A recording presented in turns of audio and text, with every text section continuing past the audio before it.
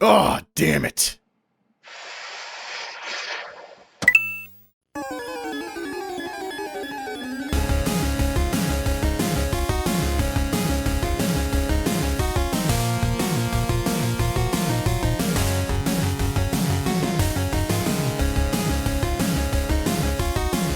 There's a page I follow on Instagram that's called like Influencers in the Wild, where they find people that are like filming themselves, like just being the douchiest cunts in the world, like trying to get like that perfect photo of them eating a gyro or laying on the beach as the ocean water. And just like, is it gyro or euro? I always said hero. Everybody's it's hero. It's a totally parallaxical word. Everybody says it differently. Everyone. Okay. But I saw a picture recently of two of us are saying it wrong, so we need to get to the bottom of this. I saw a picture of an influencer who was like having her kid, that she's in the hospital room, right? And she has all these cameras set up in different places, and all I can think is like, just imagine being like the doctor for that room. Like, oh, are you ready? Like, did you get your makeup right? Can I deliver your fucking baby? Can I bring a human into the world yet? Like, oh my God, it's so exhausting. That kid doesn't even have a single chance to be a normal, well-developed human being. Like, that kid's gonna be the biggest cunt before it's even 5 years old. And he knows his name's gonna be like Wind or something terrible. Yeah. You know, at some point, the doctor in his head was like, well, this sounds kind of fucking misogynistic, but I'm going to say it anyway. You ready to deliver this fucking kid yet, sweetheart? She's like trying to put on her... It's like, no, wait, I'm holding the contractions back. I got to fix my makeup. Yeah. I don't know, man. Scum of the earth. I feel like where we're at now is that, like, if you take a single step back from, like, I read this thing once on well, I read it on social media, which is the great irony of it. It was like, unfollow influencers, follow people that are like artists and people you actually know, and then you won't feel like a piece of shit all the time. You won't have these people that are living fake lives, lording them over you. And then you see this influencers in the wild page, and you're like, if you take literally 2 steps back from any frame that you see like on Instagram where you're like, oh my God, she's gorgeous, or oh my God, look where they are. You're like, they look ridiculous. Yeah. If you stand behind the guy who's holding the phone, I guarantee you he probably is muttering and he's miserable, like, why am I dating this fucking bitch? Yeah. Everywhere we go, I gotta spend 25 minutes taking pictures of her feet in the sand. What the fuck Any are we picture doing? you see, it's the same thing as like when we send a dick pic. You're never getting the first one. You're getting like 20, maybe 25. Same thing with influencers. You're never seeing the first selfie. Never. So what you're saying is that they quite literally come with baggage, like 50 to 60 pounds worth of it, and that poor guy's lumping that shit around all throughout New York. Behind every influencer is a miserable partner that wants out of the relationship but knows they never recover, because this person, as shitty as they are, as small as they may be as an influencer, they have more social pull. Yeah. It's like That's if true. the sun was made of shit, right?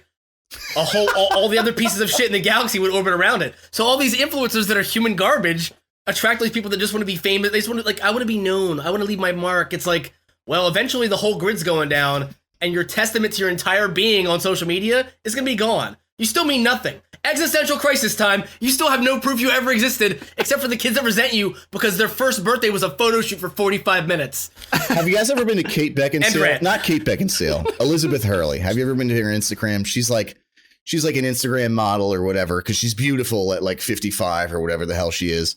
The reality of it is that her like 25-year-old son is taking all of those pictures. That's the weirdest fucking relationship in the world. Like, wait, like that's true? You know that? Yeah, no, 100%. Like you can look it up. It's the grossest, weirdest thing. So like for every picture of her like pushing her tits together and like looking all cute on a boat, there's another picture of like her son like, okay, mom, is this one good? Like it's the weirdest. What kind of Oedipus complex do you think that fucker has? No. Take it the other way. It's not the innocent like, yeah, mom, is that? It's the other one. It's like, yeah, mom, dig a little deeper at this tits. Like, yeah. Come on, bend over a little further, mom. I mean, if Elizabeth Hurley was my mom, I'd want to take pictures of her tits too. Let me be honest.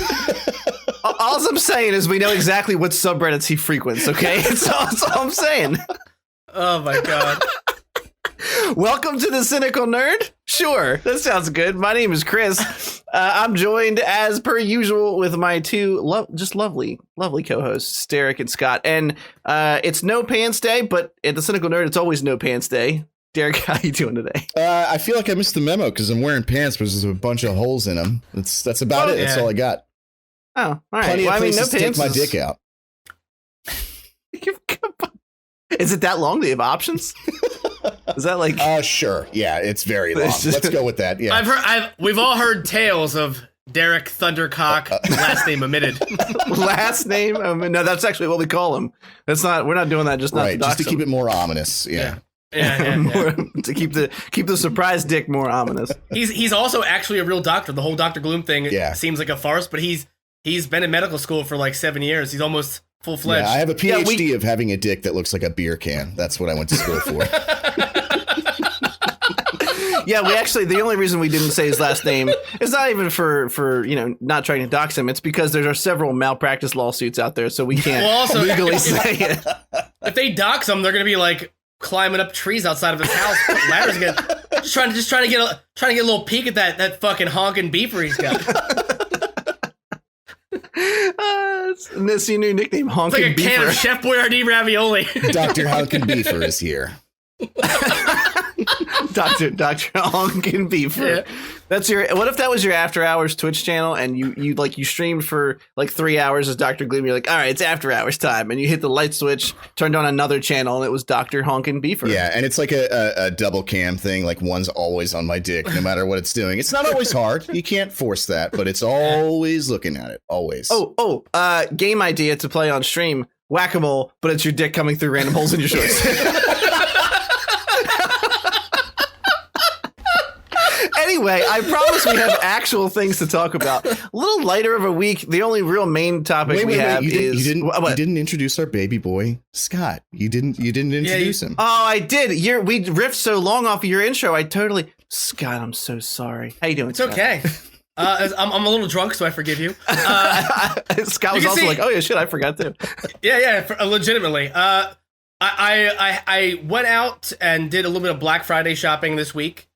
And you can see I have live footage from that morning behind me playing right now. Brave soul. Yeah. It was a calm week. It's been a good week. Didn't see any family. Avoided any weird, uncomfortable conversations. Sick. Nice. Yeah. I had several. Sorry. And I'm especially stoked to play Squadrons with you guys this week and to make a Super Mario Maker level. Yeah. A Super Mario Maker 2. Sorry, I missed the first one. Didn't even know it existed. Had no clue. And now there's two of them. Yeah. I knew it existed, and I also heard that they were really fun, but I've never touched them until now. Yeah. I spent about an hour last night making a staircase that it took me an hour to beat. So oh boy. Good luck, boys. It's going to be a fucking nightmare. I cannot wait. Well, on the heels of that, very gracious segue, because I know you did it for a reason. At the Cynical Nerd, we're branching out, boys. We did our first co-stream on Saturday. We did Phasmophobia, which was just a joy. Good time. And we're going to be doing at least one group stream a week. It looks like we're aiming for Wednesday nights right now, but that's not always going to be the case. If there's ever going to be a move, we'll let you know ahead of time. But that being said, before we get started, facebook.com/thecynicalnerd. You can hit us at Twitter at the Schmeg Nerd. We're going to get better at posting just gems that you can pull up at work and get in giggle fits about. And, come check us out at TCN Plays. We got Dr. Gloom MD, not ND. It's M like Mancy. And then we have Swearwolf with an E. I don't know if you guys just thought that was funny or got the Archer reference, but I'll take either because that's my favorite joke in Archer. I knew it was from something, but it was just funny. Like, it just tickled me. I just like that you went out of your way to like make it sound like you were going to help people differentiate, but then to confuse them even further. Yeah, it's great. It's just It's quite a Kansas City shuffle. So like I was saying before I realized that I completely omitted one of my close friends' introductions, we have a decent amount of Week in Review to talk about, some sad boy news, and then we have a discussion about a discussion about the episode of The Mandalorian that happened this week, and then we're going to do a little brief thing about some video games because we're on that co-stream train, boys. So first up, we're going to spend 2 seconds on this. It's a like-hate. Unless you guys have a joke to make. They unveiled the new Steppenwolf redesign for the Snyder Cut. He looks very jagged. He looks like he's the cover artwork for Diablo 4 is what he looks like. That's pretty good, actually. It's very good. Yeah. But like if it was also a meme and Diablo was just like, I don't know. You know what I mean? Like I don't know about that one, Chief. Like he looks sour. He looks like a big old sourpuss, but from the forehead up, I get demonic vibe. He's basically got grumpy cat face, right? It's like if they yes. Yes. I gotta make it and put it on Twitter, but it looks like they photoshopped Grumpy Cat's face. That might be our image for this episode. Oh yes, I'm just gonna paint out his face and put Grumpy Cat. Yes. I don't know. I mean, look. On the one hand, it looks much more like the silhouette in BVS that they showed. That was supposed to be Steppenwolf that Lex Luthor was talking to, and the crashed Kryptonian ship. So cool. Because it makes more sense. I don't really care what he looks like. I mean, it looks kind of goofy. It looks kind of like gnarly 90s villain. Like, just put as many spikes on this bitch as we can. But ultimately, that's all I have to add. It's like, remember the one criticism of like Kingdom Hearts is like, wow, how many zippers are you going to put on every single character? That's this, but with spikes. Like, can you even count how many are in just that one little still we have? It's a whole lot. There's too many. I'll say too many spikes. It reminds me of that scene in Beetlejuice where like he wants Alec Baldwin to put him down. So he's like, nah, and he's like all just pointy everywhere. You know what I mean? And then he sees the porno theater and does that little shuffle. Great visual. Yeah, I like your dance is pretty good. It's hard to do sitting down because you gotta throw that knee up pretty high.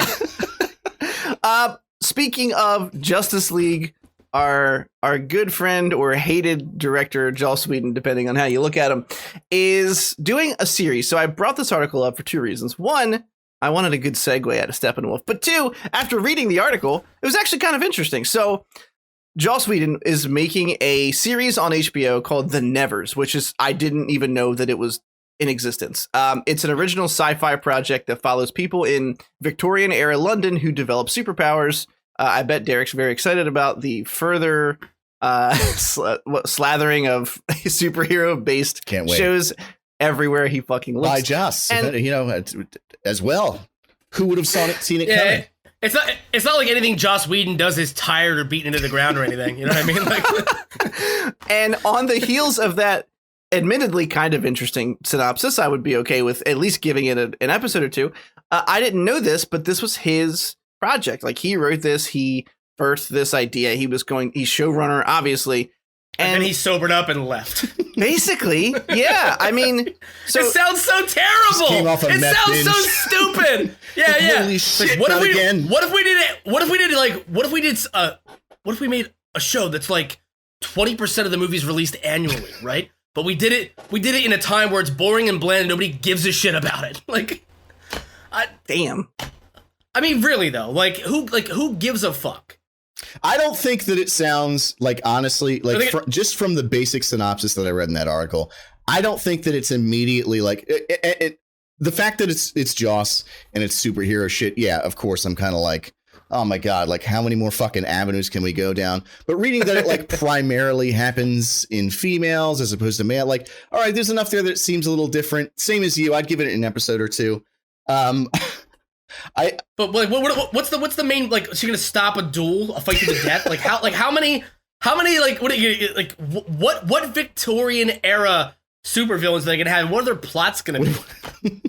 You know what I mean? Like what's your big scheme? Like I'm gonna dig a hole in the street so your horse carriage falls in it. Like what the fuck are you gonna do? That's gonna have any kind of like severe weight to You don't even have to do that. Like a nasty enough pothole would just pop that carriage wheel right off the side. Like done.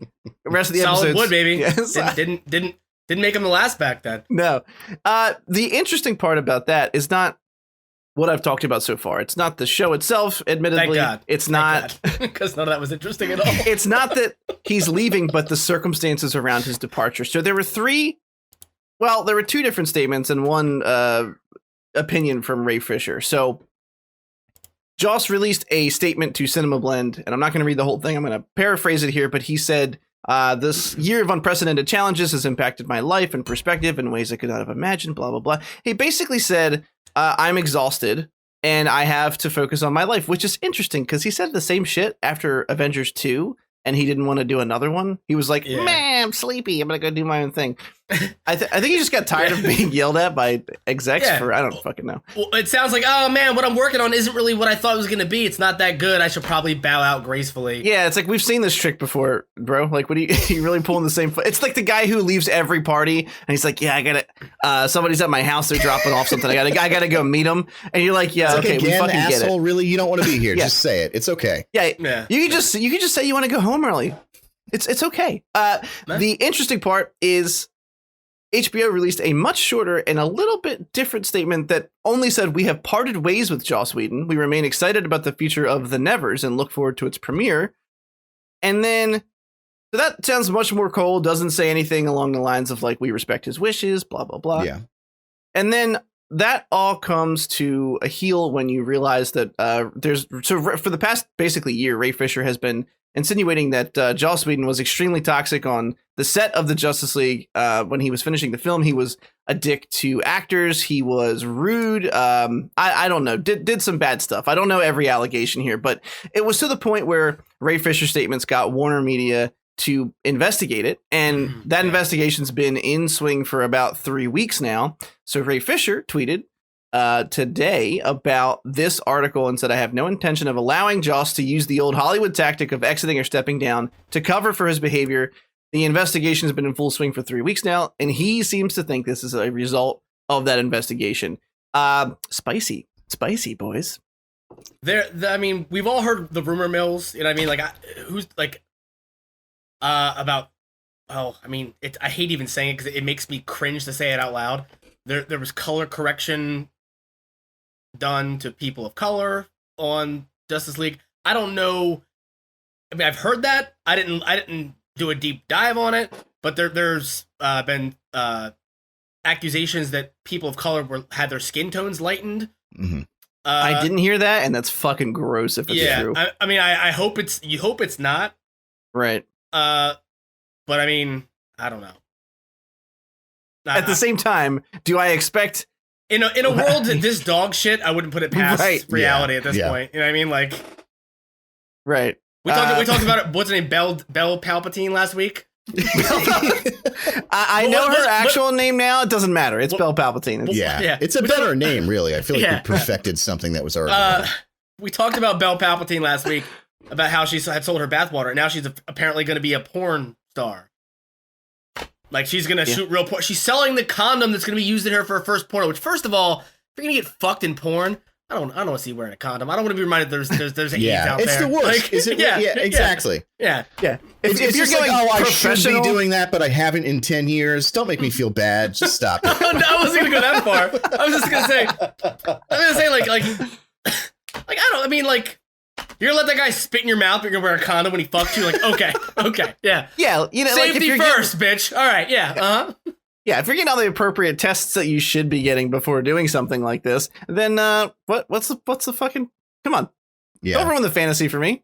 Pull that fucking thing off. It's not like I want somebody to come in her and have her reproduce, because she's just the dumbest piece of shit I've ever seen in my entire life. Hang on, before we get too far from, I just want to say something. Of course she is, right? All right, I'm not disagreeing with that. Of course she is. But that chick knows what she can get away with. She knows what kind of money she can make off what kind of person. And she does it so fucking well, dude. Yeah, make no mistake. She knows exactly who she's selling to. Oh, yeah. But she tried to sell a jar of her piss. Someone bought it. And then the postal service had to step in and say, we can't deliver that. And she had to refund the guy. Imagine having an army of simps so devout that they were about to buy your piss. Like, this woman knows what she's doing. Of course she's a vapid asshole. Okay. Yeah, let's be real. She is everything that's wrong with streaming. We've touched on it before about how, like, it used to be about community and gaming and sharing, you know, like, passions for series and whatnot. Like, tabletop gaming, great. But you in the pool with your tits out just because we can't see like, how, like, it is detrimental to female streamers who actually are content creators and want to build communities and they don't want to be sexually harassed for you to objectify yourself and literally just be a cam girl who doesn't get naked. You are a cam girl for people who can't put their credit card information into a fucking OnlyFans site, essentially. Yeah, basically. I mean, and let's okay. We can give her the credit that she knows who she's pandering to, but let's be real. By like knows what she's doing. Really, what we're saying is she's attractive and she knows how to spread her butt cheeks. Like, I mean, like let's be totally honest. If she spreads her butt cheeks, I will watch that porno. 100%. Yeah, you know she's. But I'm not gonna pay for it. I'm waiting for it to be on like red, like I don't know, fucking. Yeah. Oh, it'll be there in like 48 hours. Don't even worry about it. Someone's gonna fucking yoink that, and we can just watch. We'll watch it live. That's the community. Yo, please, can we react to it live? Yeah, just hands where you can see them the whole time, boys. Hands in the air the whole time. No, but two red outlines of hands on my desk. Just like, but it's okay over here. But the thing is, like, it indicates a much larger problem that there's an entire base of men, of people, who have so little respect for themselves that they will debase themselves and buy piss. Yeah. Like, would you if she had like a 2 for 1? I'm not saying I agree with it. No. Gross. But I'm just saying, it's just. But what was he gonna do with it when he got it? Was he gonna drink it? You know what I mean? Like, was he gonna bathe in it? I don't want to. Or just wear it as a perfume? Yeah, was he gonna dab it behind his ears for a year and a half, like cologne? I'm just saying, if all I had to do was like take a picture of my hairy asshole and I could make like 10 grand, I'd do it 100%. Oh yeah, 100%. Well, I mean, let's be real. I'm gonna get dark here for a second. You know what? You know what he's doing. He's getting ready to walk out the door to go shoot up his high school because no one likes him, and he just takes a couple dabs of pee and just, you know. Dude, the pee saves the school shooting. No, I get it. So she's doing a public service. Yeah. Holy shit, Chris. He takes an eyedropper. That's gotta be, hang on. That's gotta be the darkest thing I've ever heard Chris say. That has gotta be it. That's gotta be the bottom. I look forward to when you bottom out the next time, but holy shit. You're welcome. He's on the verge of a full mental breakdown. So he takes an eyedropper of Belle Palpatine piss and drops a single droplet on his tongue, and it sustains him. It gives him. It just quells the rage. Yeah, he thinks about the fact that it was inside of her part of her vagina at one point, her urethra. But he thinks that's what her pussy tastes like, and it makes him feel like he's eating her out, and he has something to live for. As opposed to suicide by cop, which is clearly how that school shooting. Jesus Christ! Oh, no. I thought you were backing away from the edge. Oh my god! Woo! All right. What I said wasn't even that funny, but it's your reaction to it that has me crying. Oh my God. It was pretty funny, actually. No, it was actually pretty. So all I could think of is when you said it sustains him, is that like, I don't know why this stupid fucking joke. He's in front of the mirror, he puts a droplet in, he's like, another fortnight. Like, you know, it goes along with the whole milady thing. It's like a Dr. Jekyll, Mr. Hyde thing. It's his fucking like concoction that he just has to like, he starts to like shake and sweat and he just takes it and he just calms down. That's it. Yeah. What if her piss made you like a natural cool, Xanax? What if her urine made you like a cool guy? You're like, all of a sudden you could just like, all of a sudden you can just parallel park on the first try. And hey, why'd you call her piss urine? You knew what beers to order at the bar. What's that? All I'm saying is that guy's mastered the art of tipping his fedora and not spilling the pee at the same time. I mean, all right, we've hung on Belle Palpatine for quite some time. I don't even know where the fuck we were. You messed me up. We were still talking about Joss Whedon, right? Yeah. Well, I felt like I had to somehow gloss over that. Honestly, just bummer of a rumor, and then somehow we made it even more darker and hard to come back from with the fucking. Sets the tone, you know. If only Joss Whedon was around, maybe the tone of this podcast wouldn't have gotten so dark. Oh my god! Oh yes! Oh shit! That's some bangers. That's a Snyder cut, and that's also a Joss Whedon might be an old white racist cut. It's a choose your own offense. It's like a Goosebumps book from like the 90s. Okay, I gotta move on because we're gonna stay here all night and go to some dark places. Fuck. Up next is a story about Dave Chappelle. I don't know how you guys feel about him. I love Dave Chappelle. I think he's a great comedian. he's mastered the art of the hot take, right? Like most comedians, that's their fucking goal. But like, I don't know, you see his latest SNL monologue just about like the election. Yeah. It's like the longest one in SNL history. He's always got that thing where he's like, look, I mean, they might be assholes, but there's a couple things you should think about before you just blanket, brush somebody. So his Chappelle show was pulled off of Netflix at his request. Netflix just did that shit. Mm-hmm. So I didn't know this. He does not own streaming rights to Chappelle's show. I think Viacom has them. Whoever owns Comedy Central. Some heartless conglomerate.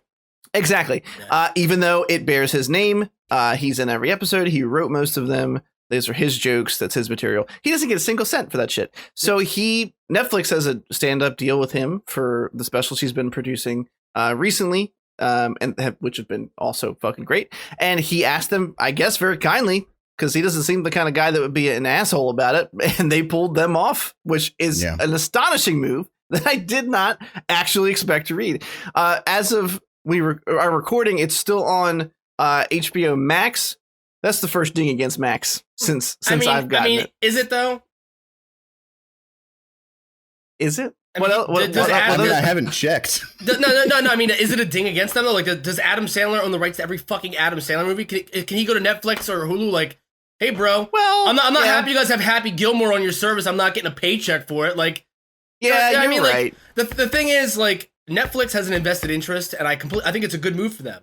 Because I don't think it's fair that Dave isn't making money off his own show, but that is because of his initial contract. You know what I mean? I'm sure if he would have stayed on that show longer, he would have had more, ownership rights to the final product in later seasons. But right, I think the idea here is that like he didn't finish his contract, and so the fact that they didn't pay him is obviously not okay. Now, should he have stuck to the terms of his contract? Of course, but I think unless I read something wrong, and please correct me if I did, the idea here is because he took his sabbatical, which he never came back from Chappelle's show. He essentially never finished his end of the bargain, so they never paid him. Well, he still put a lot of work into that show. I mean, an overwhelming amount of work into that show. Yeah, of course. And so the idea is when these streaming services, which he has no control over, where they go and why, I can identify with the fact that he gets upset and says, well, like this many years later, I'm still not getting paid for the work that I put into it. So I can understand his frustration. And I just want to make sure, for everybody listening, just so we sound totally consistent here, we talk a lot about like Twitch and the DMCA, and nobody here is saying that like we think that we should be able to play whatever music we want for free and fuck the artists. They don't deserve any kind of cut whatsoever. We've only ever tried to make the point that there's some middle ground that could and should be met. And I think that applies perfectly to the Dave Chappelle issue here. Is just that he's not getting anything, which isn't right. Because my initial thought was same as you. Like when I heard he was making a stink about it and then Netflix pulled it, I was like, oh, come on, Dave. Like, we love this show. We love this show. And the more you read into it, it turns out he never got paid for that, which is not okay. It's not right. Yeah. I mean, here's the thing. We don't know if this is happening because he left his contract. I'm not sure what the situation surrounding that was. Obviously, we don't have details. Or I know what happened. What do you mean? You have the inside scoop. Yeah, he did an interview with David Letterman. That show my next guest needs no introduction. The show on Netflix. Oh yeah, I saw part of that. I didn't watch the whole thing. He talked about why he left Chappelle's show, and it was that the jokes were getting increasingly harsher. Yeah, I heard this, and he heard somebody laugh in a way that felt not like a good laugh, but like a hurtful, like a laugh that made him feel like bad about himself and bad about what he was doing. Like he was on the wrong side of things. Yeah. And he expressed his concerns and it was poorly received. His critiques of his own show were poorly received. And as a result, he's bounced out, man. And I mean, can't fault somebody for having a fucking code, Yeah.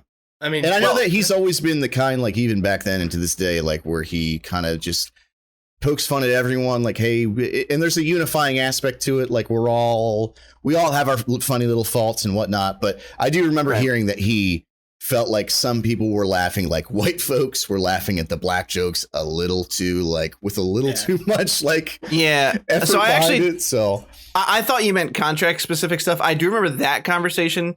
I think to be even more specific with it. He said it was like a fairy, and every time there was shit, I actually can't remember most of the rest of the story, so fuck me. It was like every time there was like I don't know, let's just say, you know, racial disparity or something happened, the fairy would pop up, and he was like the idea for the skit was not out of line with the rest of the show. It wasn't that racy, but it was just the way it was being like received, like the way the audience was taking it. He's like, I just didn't feel good about it. Yeah. But the point I was finishing earlier was that we don't know if this is because he left his contract or if it's just because when that contract was written, streaming rights weren't really that huge of a thing yet. Yeah. Right. Like we got to think this a while ago now. Yeah. So Netflix were still coming in people's mailboxes back then. Right. They were coming in their mailboxes. Whoa, that's pretty harsh. Jesus Netflix. Christ. Okay, I didn't think UPS would ship that. You know what I mean, you piece of shit. Okay, moving right along to shows that are no longer going to be on the air. Well, not yet. So, do you guys know what The Expanse is? This might be a super quick thing that only I talk about. I don't know. You do know? Yeah. Okay. Have you seen any of it? Yes. Okay. Not much, only a couple episodes, but yeah, okay. I watched like 2 of them. The Expanse is a show that started on the Sci-Fi Channel and is widely considered to be like the most accurate space drama that there is. Like all the physics stuff, all the you know, stakes, all the dangerous shit in space. It's all very scientifically accurate. That's kind of their whole shtick. They pride themselves on it. I've watched most of the first season and then I stopped. The first season was a little too slow for me. It's exhausting to get through. Yeah, and I've heard people say like it gets better. It's one of those things where I just wasn't willing to make the commitment to get there. We've talked about that before. You know, but to give listeners an example who might not know, like one of the things was there's a mining colony out in the Kuiper Belt, and it's been out there for so long that there are people who have been born and lived their whole life there, and because of that, their bones aren't as dense as ours, and they don't have the same gravity we do here on Earth. So one of the Earth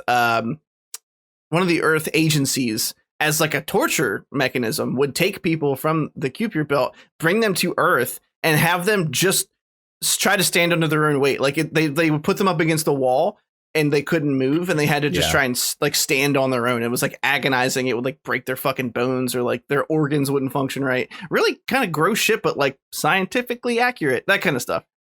It was canceled by Sci-Fi. Jeff Bezos, you know, the richest man in the fucking universe, is a big fan of The Expanse. He picked it up for continuation on Amazon Prime, and then they've just announced that they're giving it one final season 6, and then they're canceling it from there too. So the only reason I brought this up was to make light of the series, personal reminder to myself that I should go back and try to watch it because I do love space shit. Derek, how far did you get in it? So I got, I don't know, maybe about halfway through season 1, and I agree that like there were a lot of things about it that were really cool. For instance, like people born on the belt, they're used to a certain atmosphere. And so same thing, they bring them to Earth to torture them. That just being in the Earth's atmosphere, their lungs can't like fill as much. Certain people on certain planets grow taller because essentially the gravity isn't weighing down like they're just stuff like that. It's really neat. But it just seemed like this is always the issue with hard sci-fi for me.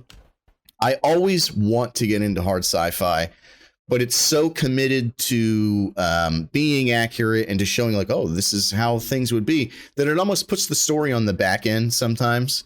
Yeah. And I also think with lighter sci-fi, it's like the whole idea is when you're watching a fictional thing is you kind of want to be swept away. So like you don't need this constant exposition explaining like every little thing. I will say that like a lot of people say it's very true to the books and it makes me want to read the books. And I always have wanted to go back and watch it again. I am sad to see it go, but it seems like they're saying like, hey, we're done rather than getting the axe. So it seems like maybe it'll get, even for fans, like a good, well-rounded ending, hopefully. One can only hope. Yeah. I mean, the show has a very, very vocal fan base. And the season 5 debuts in December. And then, they're going to be doing season 6 and that'll be the fucking end of it. I'm probably going to go back and just force feed myself the show to see if it gets better. Yeah. I'll report back, I guess. I'll tell you guys how I fucking make out. Nothing really else to say there. Just something I wanted to touch on. And then moving right along, we've talked recently about Alex Trebek. R.I.P. R.I.P. R.I.P. in pieces. They're going to be bringing back Jeopardy, and they're going to resume it with a series of guest hosts, including none other than Ken Jennings himself. So I only brought this up because we've talked about Alex Trebek before, and I thought it would be fun to give your thoughts. Scott, do you like this? Do you think it's a stupid fucking idea? I mean, I like it, but can Ken Jennings just go away? Like, It's the last thing Alex Trebek would have wanted, for him to be standing where he used to stand. But honestly, though, like, just like, how rich are you now? Just go buy an island and fuck off on it. Like, Jesus, like, do I have to see your name again? That's funny. I don't know. I mean, I feel like it could potentially be really funny depending on who they have to guest host aside from Ken Jennings. Right. If I could open up a black hole, it would be directly beneath where Ken Jennings is standing right now, just to suck him out of existence. I thought that last comment was going to be in a different direction, and then you were still shitting on Ken Jennings, and it makes me real happy. Yeah, just because like you're already a fucking you're already a showboat. You know what I mean? Like, just fucking, like, come on, man. Yeah. How much did he end up winning? What was his total? I'm gonna look it up. Yeah. The best was like when when Ken Jennings would be on like week 24 or whatever, and Alex Trebek is like introducing everyone. He's like, and Ken Jennings. Like, he just started to get like exhausted with him. Fun fact, that's actually how he got cancer, was from looking at Ken Jennings every fucking day. Oh, man. Jesus Christ. Ken Jennings. Oh, good. Thanks, Derek. We're definitely going to lose some viewers on this one. Ken Jennings total. Between my Joss Whedon joke and that. Oh, just the Joss Whedon one? What about all the Belle Delphine? I mean, everybody hates that bitch. Oh, I'm sorry. Ben Palpatine. On that. Yeah. Someone's giving her money. Ken Jennings total. Yeah, but if they're giving her money, we've already scared them off with all of our weeb shitting on and all of our they're gone by now. Yeah, they're fucking. That's true. We flushed them out like a fucking hunting dog, bro. They're gone. Ken Jennings' total winnings was $3.3 million over a 74 game winning streak. God, he really worked for it, though. Isn't he the reason that they like only allowed you to be on for so many weeks after that? I was gonna say, this airs Jeopardy is that nightly or does it air weekly? I'm not sure. Weekly. I have no idea. It's probably has to be a couple nights a week thing. There's no way he was on there for a year. I was gonna say fuck me. Anyway, that's whatever. They didn't announce any other ghosts, any other guests. Okay. Quick question, serious question. All right. Aside from Ken Jennings going to fuck himself, all right? If you could wish for anything, who would your number one guest host be for Jeopardy? Oh, right. Oh man, I feel so on the spot right now. I mean, we can circle back around to it at the end of the pod if you want to, but I actually I had mine. Steve I was gonna say. Colbert.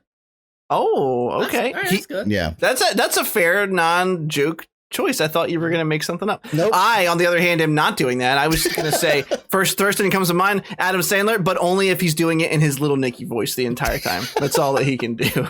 All right. How about you? Michael J. Fox, hands down. Except he can't put his hands down. Hands up again. No. I wasn't even going to make a joke. That wasn't even to make a joke. I just miss MJ. I'm sorry. I just miss MJ Fox, man. I just want to see how he's doing. Yeah, he's a good fucking dude, man. He is, man. Also, the guy who played Pee Wee Herman, that guy. I forget his name. Yeah. Oh, the guy who was blasting rope in the theater. Yeah, but he had to be in character as people like, ha, ha, ha, like doing that whole fucking, ah! Paul Rubens. Paul Rubens, that's it, yeah. That's going to haunt me. Scott's fucking impersonation of him blasting rope. It's terrifying when you do it like that. Yeah, that's now your sleep paralysis demon, is Paul Rubens jerking off in the corner of your room doing Scott's impression of him. That's great. What if we modded Phasmophobia? So if you went into a room, shooting ropes on you, you go in, you're like, oh, my breast's getting cold, and all of a sudden, you see just a streak of white go past you. No, oh no! Yeah, dodge that shit like the Matrix. All right, moving along. One thing I did want to touch on before we get to the next piece of sad boy news was we didn't talk about this. It's been on the docket actually for 2 weeks, which was that Netflix is raising their prices again. So this is gonna be real quick. I think we're just gonna do a unanimous fuck you, Netflix. Yeah. They're doing another price increase to $17.99. When is that? December? December 18th, despite basically having almost no new content.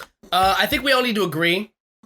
I mean, us that three. We're all going to share a Netflix account. Yeah. But also, I think we all need to encourage all of our listeners and friends and family and anyone that we know even remotely well, even strangers on the street. Hey, sir, share your Netflix with 3 of your neighbors. Yeah. It's asinine, man. Like, half the content that they put out isn't content we wanted or asked for. Who's paying $18 a month for Hubie fucking Halloween? Yeah. Nobody. Yeah. And the issue was, like the whole reason that streaming services came about is because you had so many like different packages with cable. Like it was just a nightmare. Like you want this, but not that, but you have to get the whole thing. And now, so they came up with Netflix and Netflix took care of a big brunt of that. And now it's cable all over again. Like you're not sub to HBO and Showtime, but you're sub to Netflix and fucking Hulu and Amazon Prime. Like it's exhausting. It's the same thing all over. And this is why people pirate shit. This is literally absolutely why people pirate shit. I mean, it's absurd. Yeah, I've had this conversation with others where is that obviously there's going to be a critical mass. So either these streaming services are going to start to fail or they're going to start to merge or they're just going to start to lose a lot of money because they're going to pay to make all this content. People are going to pirate this fucking shows. It's the same reason. It's like, I just don't fucking get it. It's like streaming service after streaming service, and now they're all going to start raising prices. And what does Netflix even have to offer us now? Because they can't make any, as much as Derek may dislike them, Marvel has a huge built-in fucking audience, but Netflix can't do those anymore. They're all going on Disney Plus. So, what are you $18 fucking a month? That's crazy prices. I'm legitimately canceling my shit right now. Yeah, I think it was like $6.99 in the beginning. I mean, I get like prices go up, the quality of their shows went up. You got Stranger Things, you got like the Daredevil. Like they had some really good shows, but it's like none of those are current anymore. Of course, you have Stranger Things season 4 coming up, but I mean, is it really worth paying that much? For a show you're going to watch in 2 days and then you're done with it?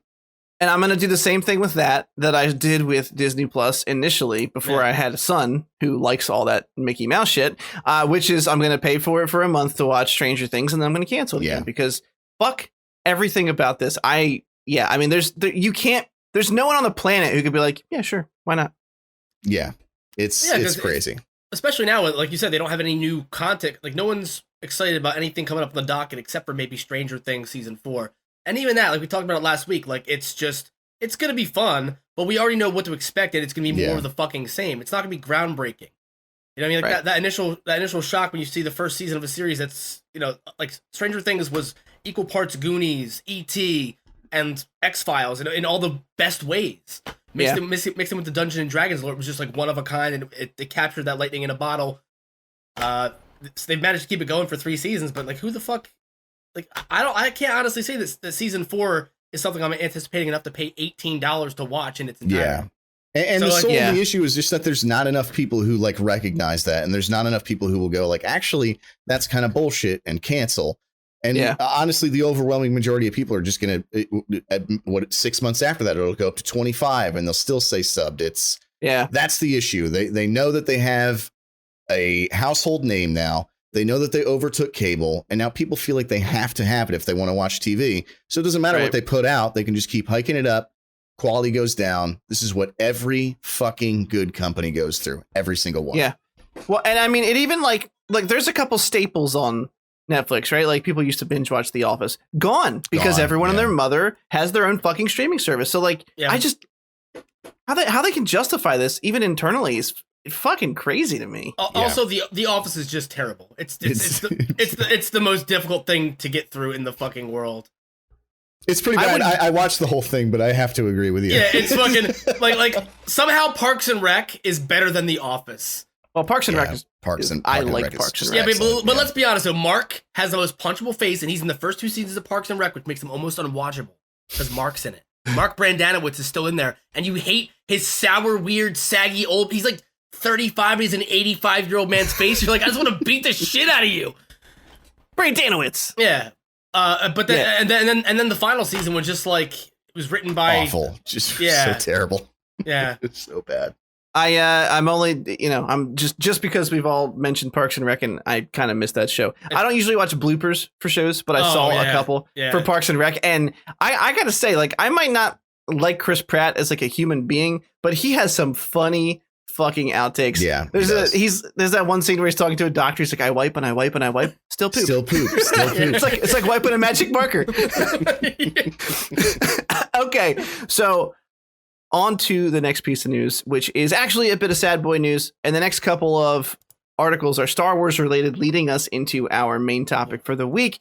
David Prowse, the actor who physically portrayed Darth Vader, has passed away at the age of 85. He was not the voice, obviously. That was James Earl Jones himself, but David Prowse was the guy in the Vader suit throughout the original trilogy.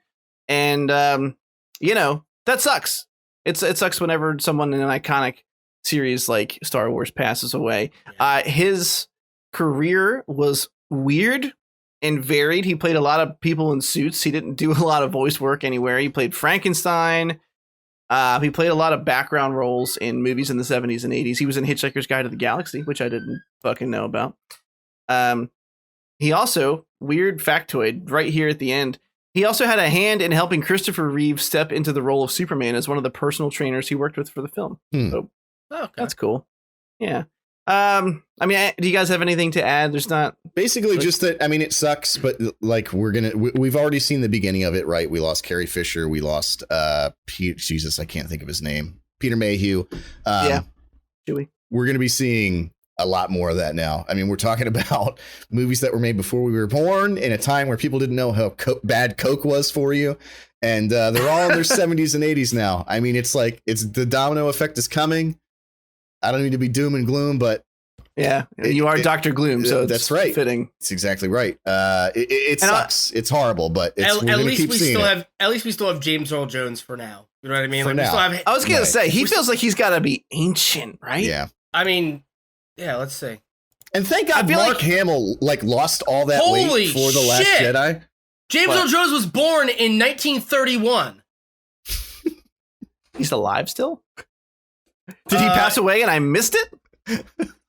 What if he'd been dead for 8 years and none of us knew it? That would be really embarrassing. We'd be terrible co-hosts.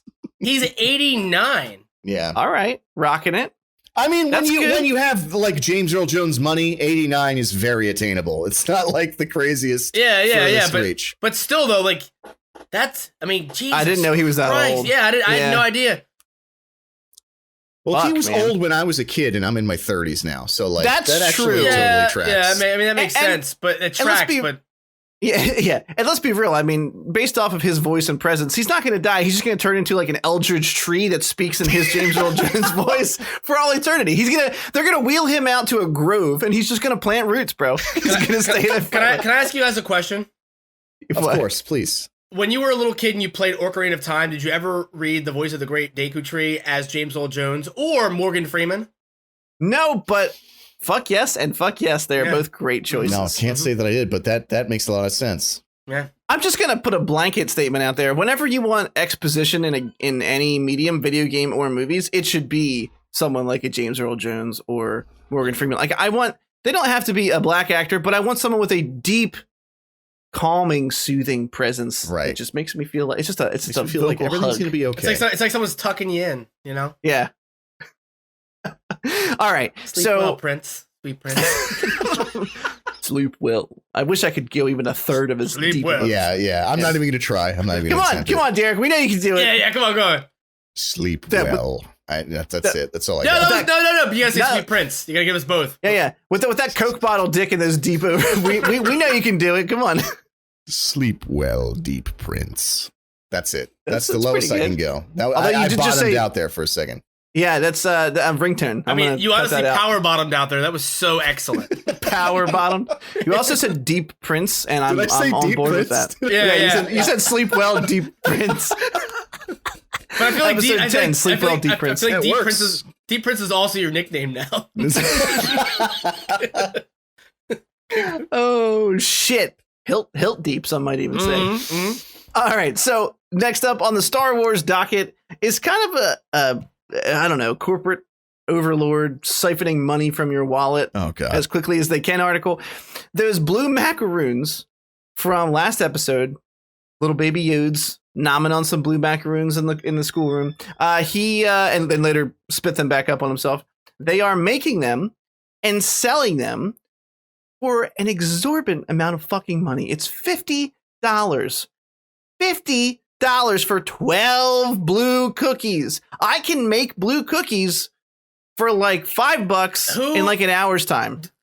Like, who's in charge of marketing for this show? All I have to say about this is this. If you're the type of person that you are such a consumer that you're going to spend $50 on 12 macaroons just Nick. because there's the Star Wars label on them. Nick! You okay? Yeah, okay, Scott, sounds like your audio cut out. I'm telling you, it's like a noise. Sorry. If you're the kind of person that's going to spend that kind of money just because the Star Wars label is on it, you should have died at 9/11. That's all I have. You should have been because there's bound to be someone in there who wouldn't have done that, and I'd rather them be here and you have to go. Asshole. Asshole move. I didn't think we were going to go any darker than the school shooting joke earlier. Oh my god. Really just not okay. Really, they just slap a fucking label on it and like up the price by 5,000% and people willingly buy it. And that's why they keep doing it. That's why they keep getting away with it, because people will buy it. You are a piece of shit if you buy these fucking macaroons. What are they called? Navarro Nummies? They didn't even come up with a cool name. Assholes. Everyone involved. It's good alliteration, though. I just want to say that I hope you guys are enjoying the final episode of the Cynical Nerd podcast. And that's Navarro Nummies with an N.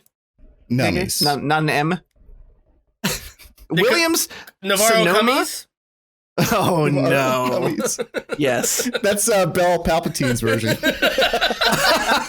I can't wait to watch her get railed.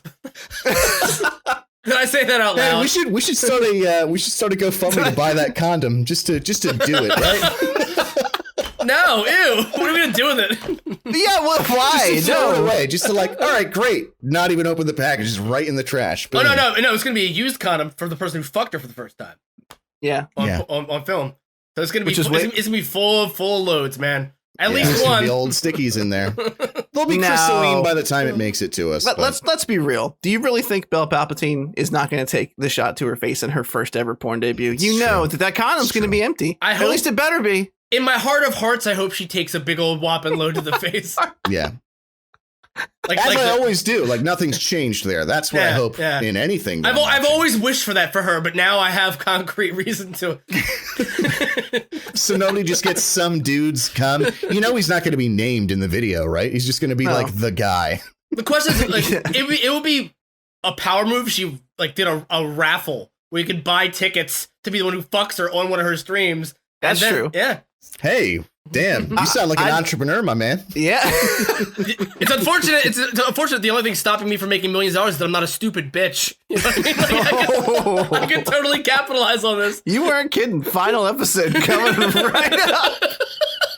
You know what would be better on Derek's point? It might be like generic for the name of the guy in the credits, but it's gonna be like there's only gonna be one guy listed, but it'll be guy 16, and you'll be like, what happened to the other 15 guys?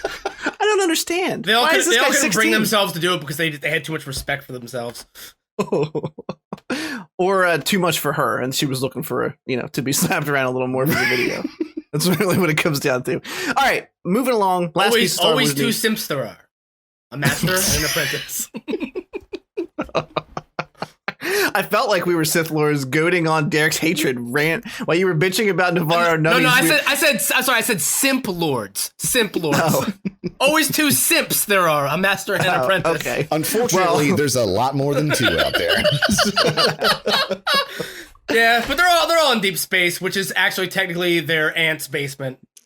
Yeah. They just painted the walls black and put little white splotches, but the white splotches are sad cums that they make when they watch Belle Delphine. All right, we're just tangents abound, and none of them have been. I feel like we need to make it a trilogy about just hating on her. Like we just keep coming back to her. This last one was clearly our empire, which means our next one's not going to be as good, but it'll be all right. You know what I mean? A little bit happier, but he's like, what the fuck are those Ewoks? Oh well, why are all those animals in there? Yeah. In hers though, she'll just fuck them. Next video, bestiality. Ew. Ew. We're trying to keep the furries out of the podcast, man. Not bring them back in. Yeah, we already got rid of them. Don't get them back in. You were the chosen one. You're supposed to bring balance to the force, not tear it apart. That's what I heard in my head when you said that. All right. Speaking of Star Wars stuff, Disney Gallery, The Mandalorian documentary series, which we've talked about before as being something we thought was really cool. At least I think Derek and I don't know if you've watched it, Scott. Yeah, I've seen. Okay, sick. They're coming back for season 2, and I mentioned this for no other reason than to just say fucking awesome. The special effects work they do in this show specifically, but in all of like ILM and Lucasfilm stuff is always really fucking awesome and groundbreaking. There's a specific scene in this week's episode where sorry about that. Our titular character Mandalorian is getting back on his ship, and it's that not cockpit shot, like the loading ramp shot of the ship from the back end. I'm looking at it literally going, I bet that's the loading ramp is physical and part of the ship, and then they're surrounded by those big fucking screens. I'm like, that's so fucking cool that they can do that. Yeah. So yeah, I mean, I don't know if you guys have anything you want to say about it other than I just think it's cool. Wanted to mention it. I think That'd it's be good super news. cool, and I think that like the technology for this show is so cutting edge and shit that I didn't even know about until after I watched it and watched Gallery season 1. That I'm definitely going to check out too. But now it's funny you say that because I do the same thing every single episode. I'm like trying to figure out what's the background thing and what do you got, Scott? You got something? Yeah, going on go there? ahead. You're sitting on something. I can tell. No, go ahead. No, it's okay. Go ahead. No, really, No. I insist. Mine's Please. not important at all. You go ahead. All right. That's it. That's the end. Okay. I was going to say that Belle Daphne is awful, and if you know where she lives, you should drown her in a kiddie pool. Oh no. Like if we happen to have someone who just like went to high school with her real name is like fucking, I don't know, Julie or something. It's like, It's not my blood, Julie. I don't know what's worse. The joke that you made because it's so dark, or the fact that you were sitting quietly and just giggling about what you were gonna say for at least 30 seconds. Like, I didn't decide not to say it. That's the weird part. I was like, no, this is something that's coming out of my mouth. I should say this so everyone can hear it. Hey, also Scott, real quick, are you wearing a Megadeth shirt? You're not wearing a Megadeth shirt. No. It's critters. Oh, Okay, great, better. All right, Yeah, tricked you. You really did trick me this whole time. I'm like, he's not one of those, is he? Oh, don't let the long hair fool you. I wash it, bro. All right. We've gone over this. We've seen him. The smell of your hat. Yeah. It smells like coconuts right now. Dude, you should sell your hat like Belle Delphine sells her piss. I have to piss on it first, though. I'm pretty sure. That's her whole demographic.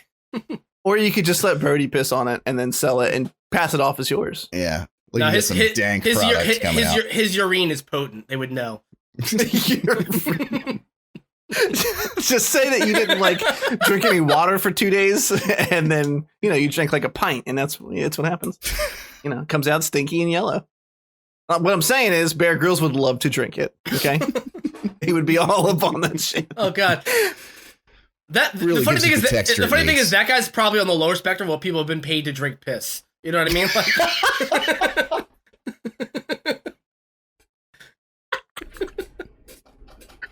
that's probably super fucking true. Yeah. Like there's no way they pay him extra. Not like making nearly enough. Yeah. If you drink your urine in an episode, you get like an extra $4,000. Like there's no way that conversation was had. It's just like, yeah, no. It's like if you don't die, you get $4,000. He's like, well, I gotta drink something. Yeah, like extra number 3 in the pisser fantasy porn that came out last week. Got paid more to drink urine than Bear Grylls does on a weekly basis.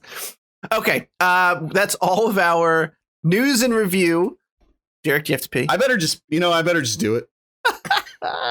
Even though I had like a little break there to do it, I better just do it, right? I love that I ask him like he's a child at like a rest stop. Yeah. In the meantime, you want to show for all of our stuff? That's exactly what I was planning on doing. You want to tag team this show? We can tag team it. We can tag team it. Yes. Why don't we'll alternate platforms until one of us runs out? Okay. Which is gonna be pretty quick because we don't have many. So thanks for tuning in. If you're still with us after all of those really lowbrow, dark colored jokes. No, it's high art. I'm sorry. it's artisan fartisan. Yeah, okay? It is very artisan fartisan indeed. What we're saying is, if you like the Lighthouse, you should love the podcast. We at The Cynical Nerd can be found at Facebook.com/The Cynical Nerd. We are also on Twitter at The Schmeg Nerd. How do we spell Schmeg again, Chris? Is it S-C-H? S-H. S-H. I think it's just S-H-M-E-G. The Schmeg Nerd? Yeah. We're going to find out who has the actual Cynical Nerd tag on Twitter, and we're going to send him death threats till we get it. Don't worry, guys. We're on top of it. Well, I don't know the name of the person, but I found the account. Okay. Well, and I'm not death threats. We're just going to send him boxes of our urine and feces. Oh, okay. Well, that's totally acceptable. Yeah. I thought we were going to get too dark with it. That's the second base of death threats. You know what I mean? Like, you're not quite there. You're like, why is this person sending me all their bowel movements? We'll use the GoFundMe to buy Belle Palpatine's piss and send that to the person with the Cynical Nerd handle. It's like when you play the Wind Waker for the first time and you don't realize... No, not Wind Waker. What was it? Link's Awakening. You don't realize like that whole fetch quest. You have to have one thing to trade with somebody, then trade with somebody else, and you keep it going. The end result of that is we'll get the Cynical Nerd tag on Twitter. Okay. But the first step is we have to acquire what we can trade for Belle Palpatine's urine. Right, which is money. I thought it was a handgun. Well, and money. It's a sack of cash. You gotta steal pee, man. It makes it way better. But you gotta no, I can't even. I was gonna say you gotta get it fresh. You gotta hold him at gunpoint and make him pee in the jar. That's not what you do. Most people wouldn't have to be forced to pee. Being held at gunpoint, you would imagine it would happen involuntarily. Hey. What do you think? I didn't miss a good one, did I? Yeah. What? I mean, it's not good for the podcast, but it's funny. That's just a gem for you to re-listen to. I was going to say, like, my favorite part of re-listening to these is like, ooh, that's where I went pee. And you just get to hear whatever the fuck you guys talked about. We are also on Twitch, guys. We've been doing live streams. We'll be doing them every Wednesday night. I'm guessing around like 8:30 to 9 p.m. We'll solidify a time and we'll post that on our Twitter page as well as Facebook. Yeah. What else we got? We also have our YouTube channel where we have our YouTube channel where we have some VODs. We have a VOD coming up soon of us playing Phasmophobia. Where it was a really we were Kevin Jamesing our way through the entire thing. It was really just tumbling. We Kevin James until we Arnold Schwarzenegger, and then we died. No, Arnold Schwarzenegger was the actual live stream. Yeah. Oh, that was great. And then last but not least, if you have a question, questions@thecynicalnerd.com. If you want to email it, if you want to tweet at us, you can just use the hashtag AskTCN. We'll be checking that weekly before we do our podcast. Yeah. And or if you want to be there for one of the live streams, you can ask.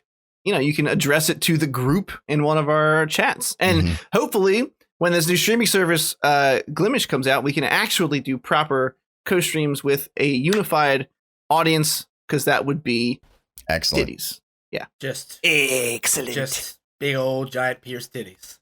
Big old pierced titties. So, with that being said, our main topic is Episode 5, The Jedi of The Mandalorian. I know that you guys know exactly how I feel about it, which means I'm not going to go feel like first. you hated it. I feel like you thought it was terrible.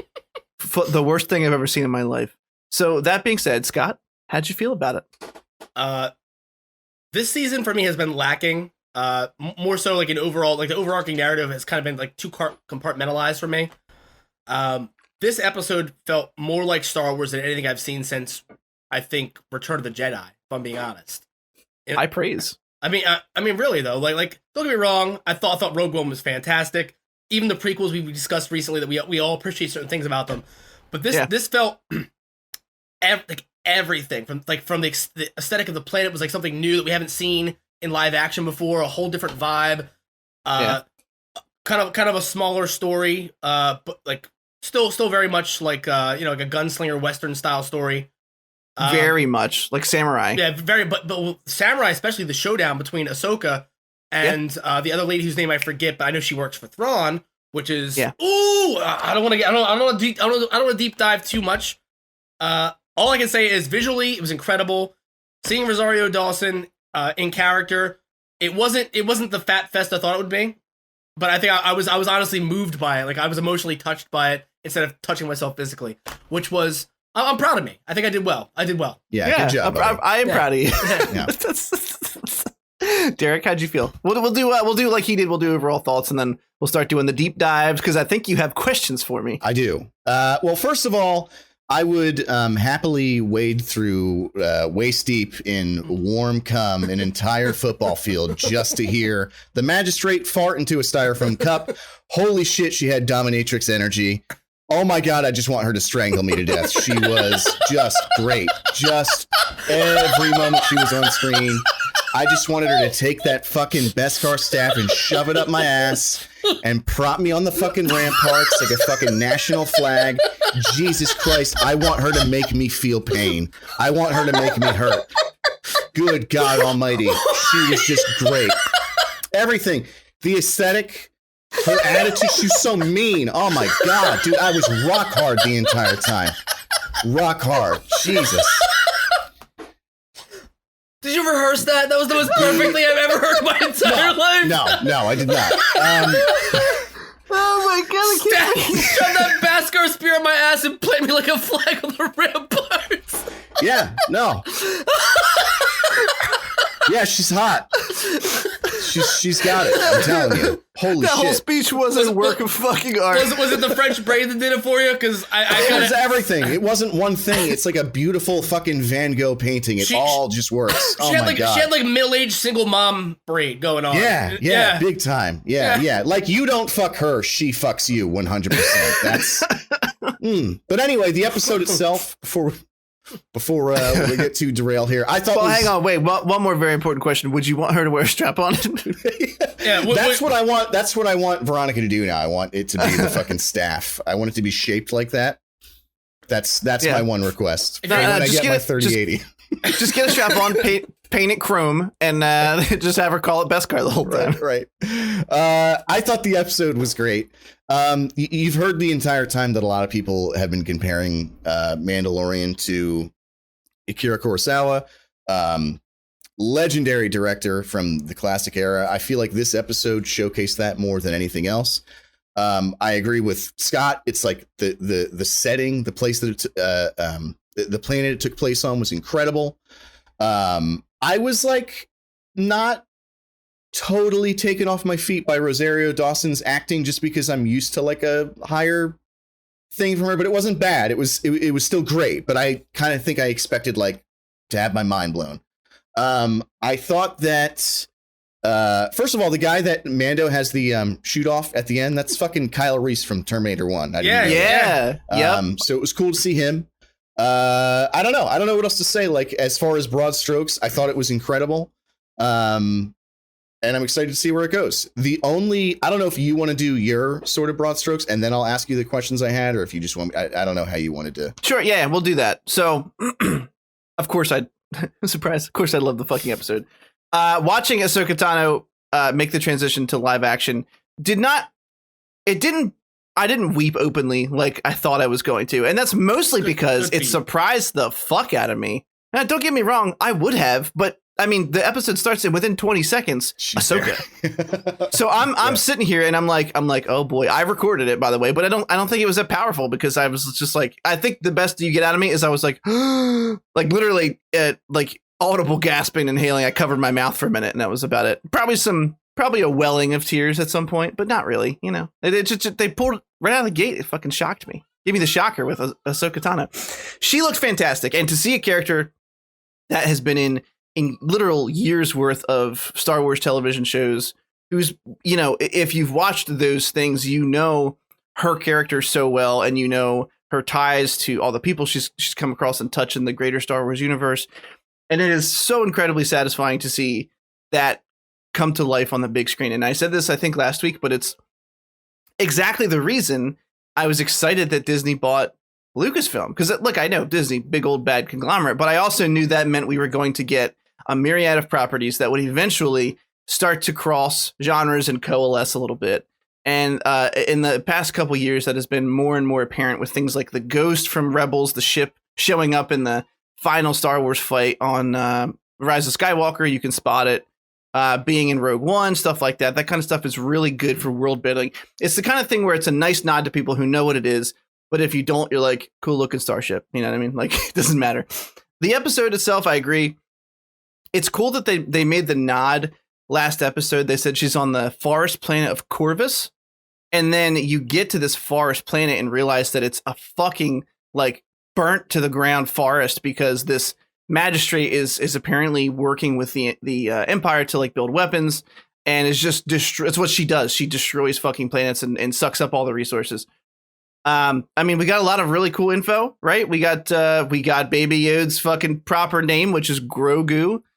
We got him communing with Ahsoka Tano via the Force. And she kind of, there's a lot of cool references too. There's a reference to Anakin. Yeah, that broke my heart. That really broke my fucking heart. And it's so sad because they show you she actually realizes Vader is Anakin in Rebels. Like she ends up facing him and she realizes that's her master who she thought had just died previously or didn't know what happened to him.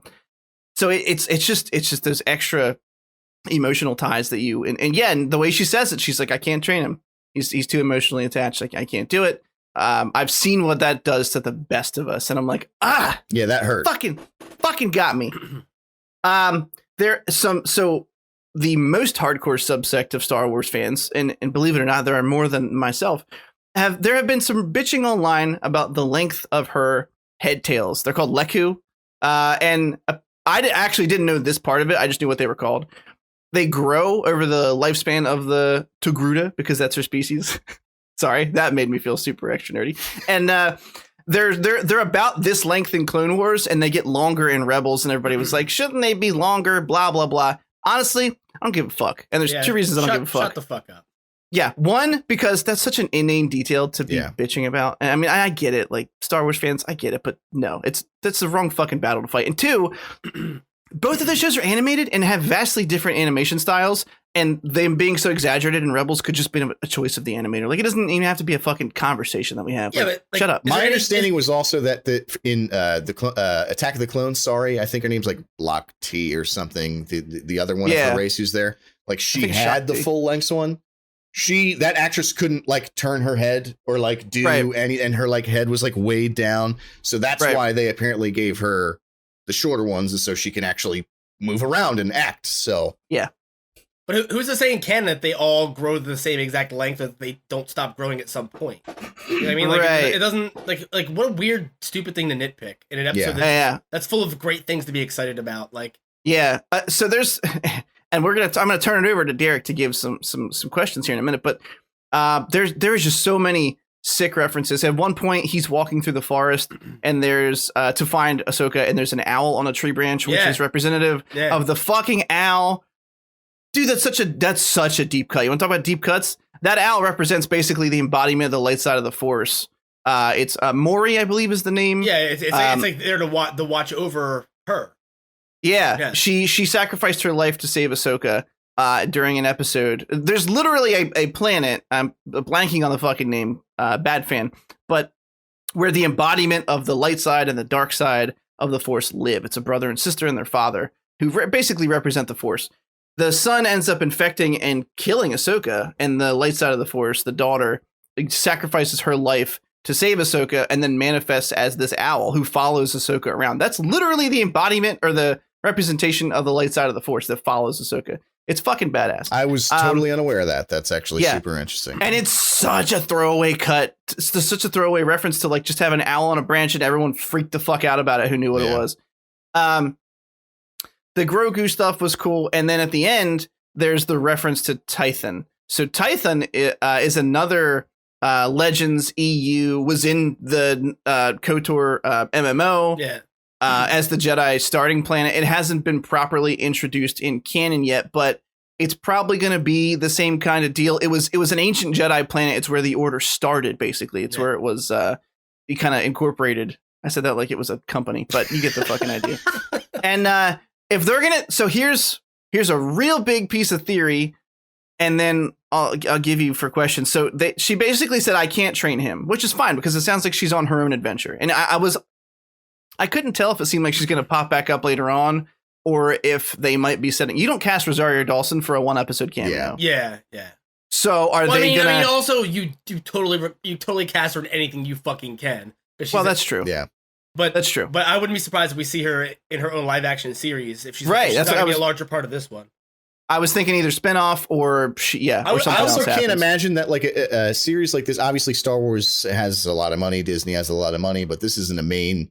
It's not even a movie at all, and it's not even a main movie of those movies. So I feel like for like a huge actress like that to sign on to it, she probably is a Star Wars fan, and she probably is willing to take pay cuts to be there. That would be my. I'm basing that on nothing except my own assumption, but that's what I would think.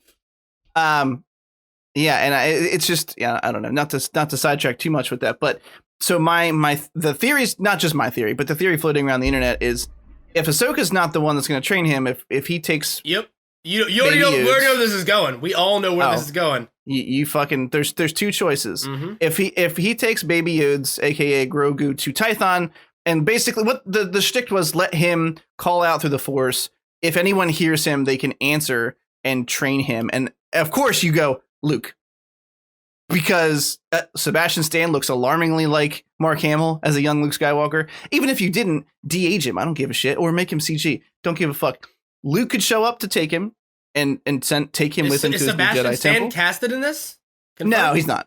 Fuck. No, I'm just saying that would be perfect casting, but we probably have been. Yeah. Oh yeah, there have been so many like photoshops of him with like Luke Skywalker hair, and he looks really, really fucking similar to young Mark Hamill. It's kind of weird. Either Luke Skywalker or the person tied to the fucking Thrawn reference, which is Ezra Bridger, the main Jedi Padawan from the Star Wars Rebels series. Because at the end of Rebels, Ezra's with Thrawn when they disappear into hyperspace, and Thrawn is who she's still looking for to get to Ezra. She was trying to find Ezra. So maybe he answers the call, and then they have to link back up to get Baby Yodes over to him. Who fucking knows? But either way, it's either a holy fuck cut, and it introduces Luke, obviously as a very small cameo, would not come back later on, or it does like an Ezra thing. And either option is crazy to think of, to be honest with you. I think this is a huge opportunity for not fan service, but to correct a wrong that they did in the sequel trilogy.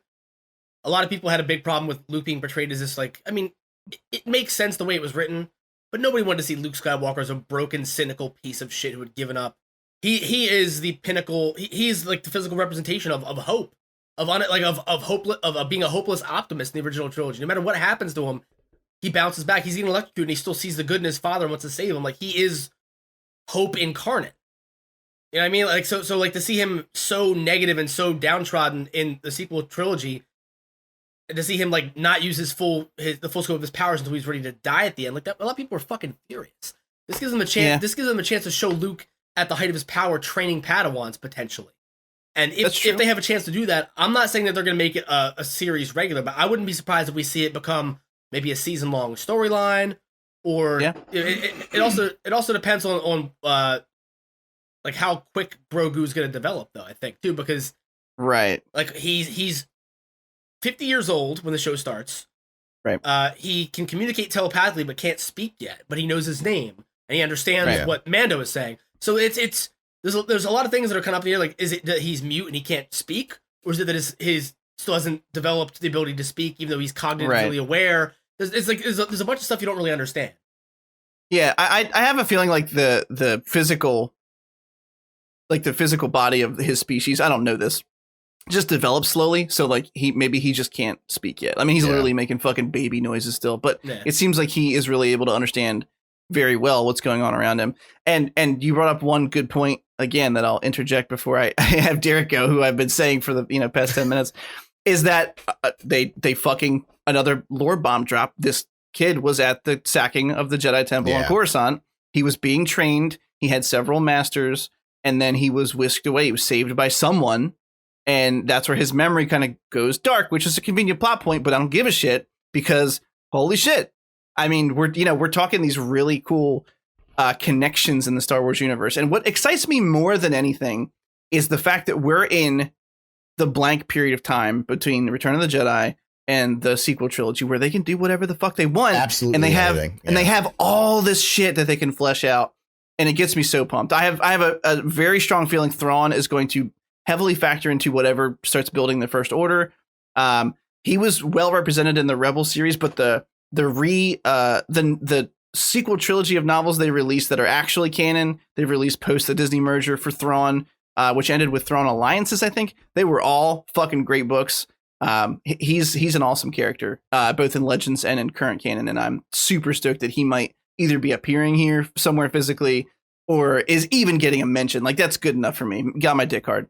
But okay, Derek, I apologize. So that's okay. Just before I go into it, just a couple minor points. You had mentioned that nobody wants to see cynical old Luke. I actually did. I actually totally wanted to see cynical old Luke. I didn't like how they did it, of course. But I mean, I think that when we watch movies and when we engage in literature and narratives in general, we see a character become resolved, and then it's like they're just resolved forever. That's not how real life is whatsoever. You can reach a point where you're comfy and everything feels good and you feel like you understand everything, and then you dip again. So I actually was super pumped to see him be just sort of like a beaten up old man. Obviously, it was done terribly. But I would actually hate it if they brought him in. I kind of hate how Star Wars always has to come back to the Skywalkers and the Palpatines every fucking time. It's always a Skywalker. It's always a Palpatine. Let another family, like, everybody has to be related.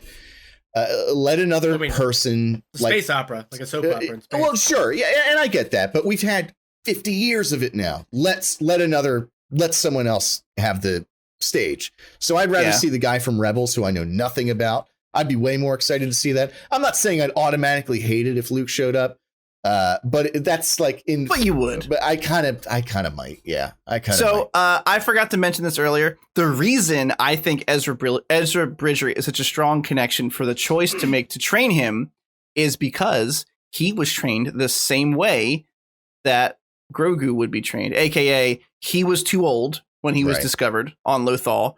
Kanan, voiced by Freddie Prinze Jr., was a Jedi who was basically in hiding and not using his powers, and decided to take him in and train him. He was trained in an unorthodox manner. He was too old.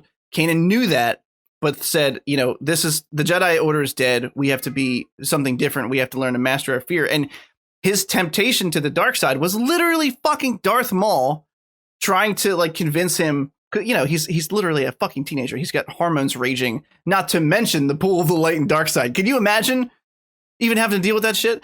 And he came out and the dark side. Oof. After all that, Kuma would be too exhausted to resist the dark. Yeah. Like, all right, I get it. I think it'd be easier. Like you're like, oh, the temptation to pull to the dark side. You just jerk off and you're like, nah, it's not a big deal. Actually, I feel better, right? I'm just gonna sit here and open up a bag of. I'm gonna sit here and open up a bag of Fritos and flavor twist. Actually, such is the path of a Jedi.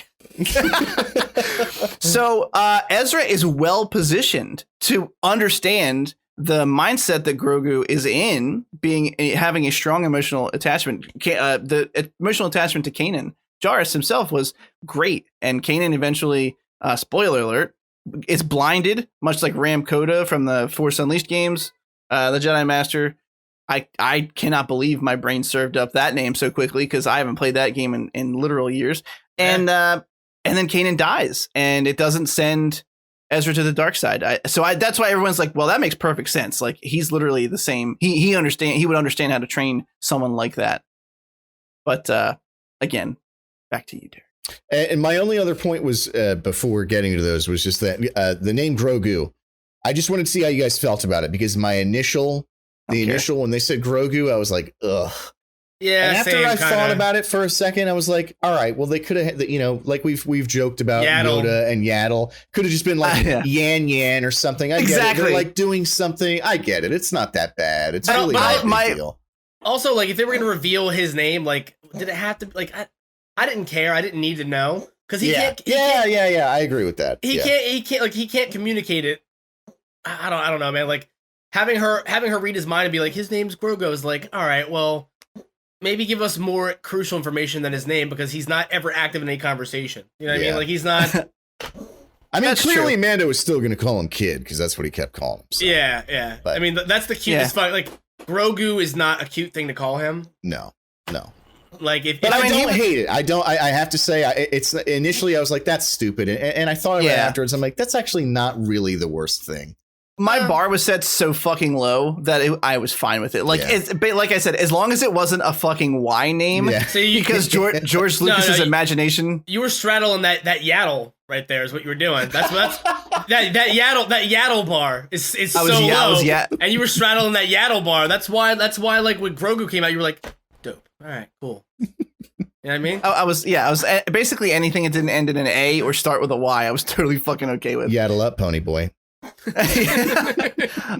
Did you have Ahsoka questions about her? I did. Now I'm done, and now and like I said, these may be actually way simpler questions than I think they are. The two questions are this: I have a memory in my head that may be a totally phantom memory of her having a temporary dip into the dark side. Did that happen? Was that a thing? No. Okay, that's one question. Done. Put it in the back. Easy. We're done with it. You're probably thinking of another character that was in. What was it? Like maybe someone of her same race. I don't know. I feel like there was a Jedi that had fallen to the dark side. I think in The Force Unleashed that you had to kill as Star Killer. Right. Maybe to button up loose ends for Vader or something like that. I don't know. I don't remember that. But I only asked because I remember, like I said, that scene where she had said, like, I won't train you. I've seen what happens to the best of us. And it was kind of a gut punch. And of course, you know, my immediate assumption was she was talking about Anakin. And then initially I kind of thought, like, wait, didn't I remember her having like a red lightsaber at some point? And maybe she's also talking about herself. Maybe she redeemed herself. I guess I just totally made it up. It might have been some fever dream one-off episode where they, you know, someone... She dealt with influence, like how Luke was Vader, or The other one is just the white sabers. What's the deal with the white sabers? I was actually going to mention that. I'm glad you brought it up. So in Rebels, they introduced this new force, which ended up finding its way into the Cal Kestis Jedi video game that came out recently, Fallen Order. The Inquisitors was basically. Cal Kestis is actually a good fucking Star Wars name. Dude, I agree. Just everything about that game is fantastic. It was really excellent, wasn't it? Yeah, it was a very good game. It is the best Star Wars video game that's ever been made. When I actually that's a big statement, and I agree with you there. Yeah, it really I is. also agree with you. We're in unison, boys. All right. 100%. I beat that game through 2 times. Like back to back. I never do that. Sometimes I'll go back and replay a game. Did you play it on Grandmaster? Jedi Grandmaster? Dude, I did. Fucking hard as shit, right? I didn't. I got it. It was so much fun. Here's the thing about games, like I'm so hard at mastering the parry, and like I'm just like too dumb for it or something. The thing is, like, they were very generous. When you play it on Jedi Grandmaster, you feel like an actual Jedi. 'Cause it does take skill, and it takes like you have to outsmart your enemies and do like a lot of things, but like you become so overwhelmingly powerful by the time you're like halfway through the game if you play it smart.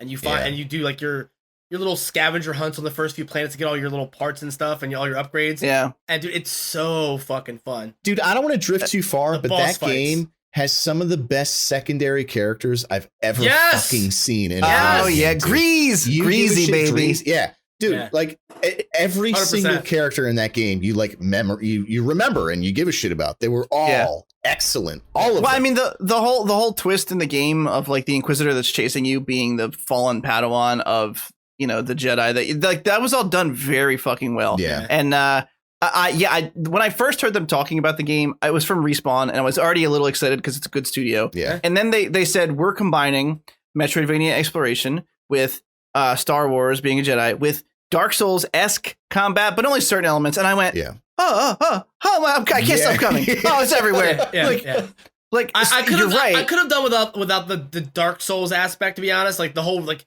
every time you meditate, everything respawns. Like, come on, man. Like that's not that feels overtly un-Star Wars. You know what I mean? Like that's not Star Wars.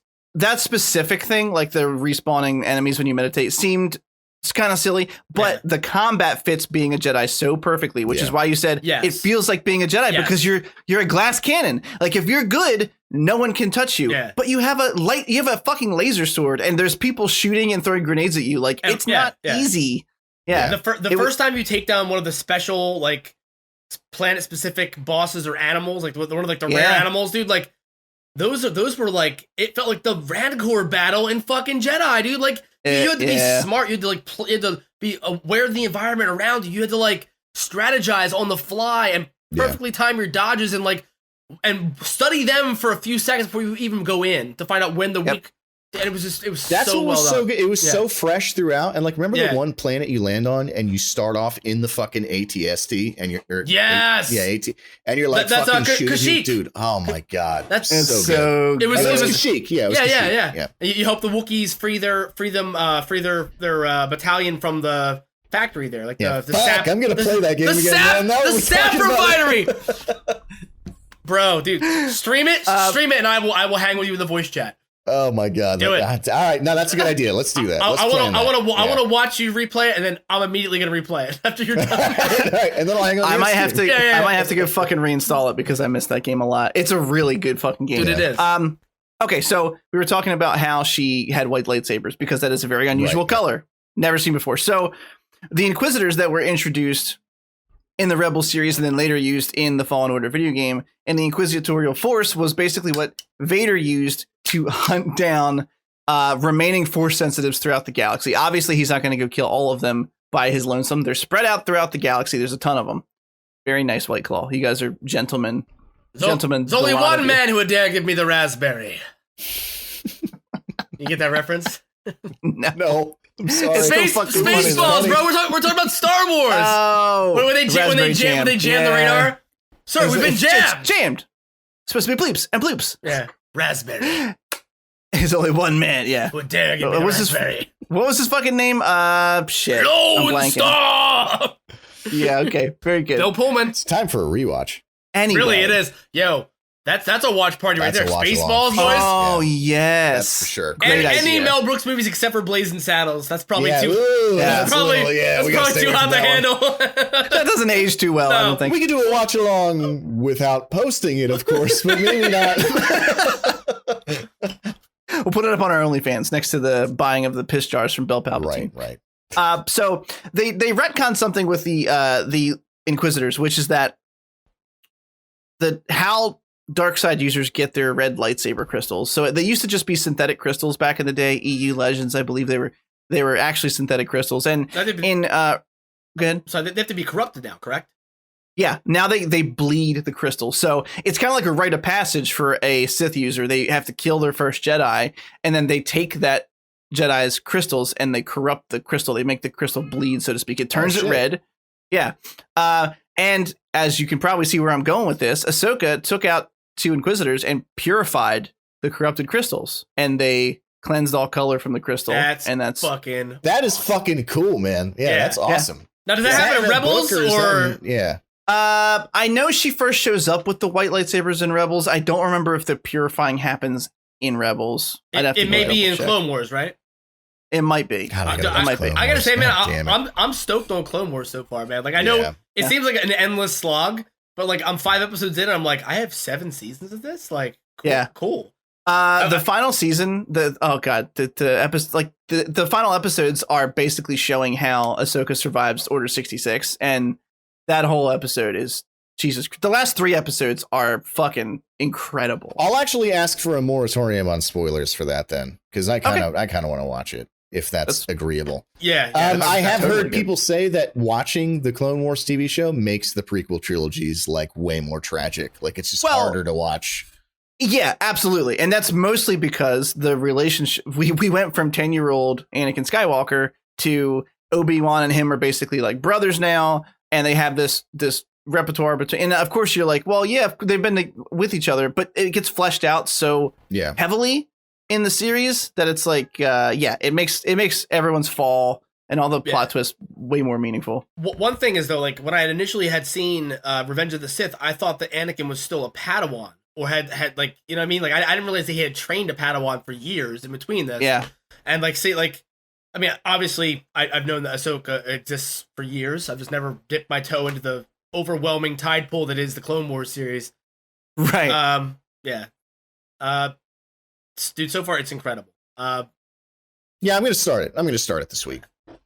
Don't get me wrong though. Like there's gonna be an episode. It's not my first try. No. There's gonna be an episode where you're like, oh fuck, and there's gonna be an episode where you're like, oh fuck. You know what I mean? Like the The first season is very, and very. that's what always turned me off. The ones Yeah. where you're like, Yeah. that's where I always end up So just like giving. I've mentioned this before, but people have cultivated lists of like Yeah. the important, Yeah. so to speak, episodes to watch. You can do that, and I don't know. The problem with that, it's a mixed bag, right? Because there are a lot of filler episodes. It was a show made for kids.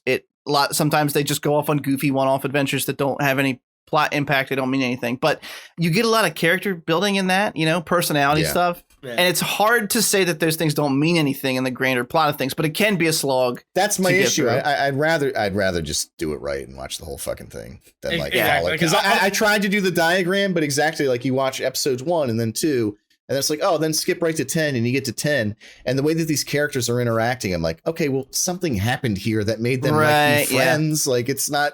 It just, I don't know. It minimizes the experience for me. So that's a good example. Yeah.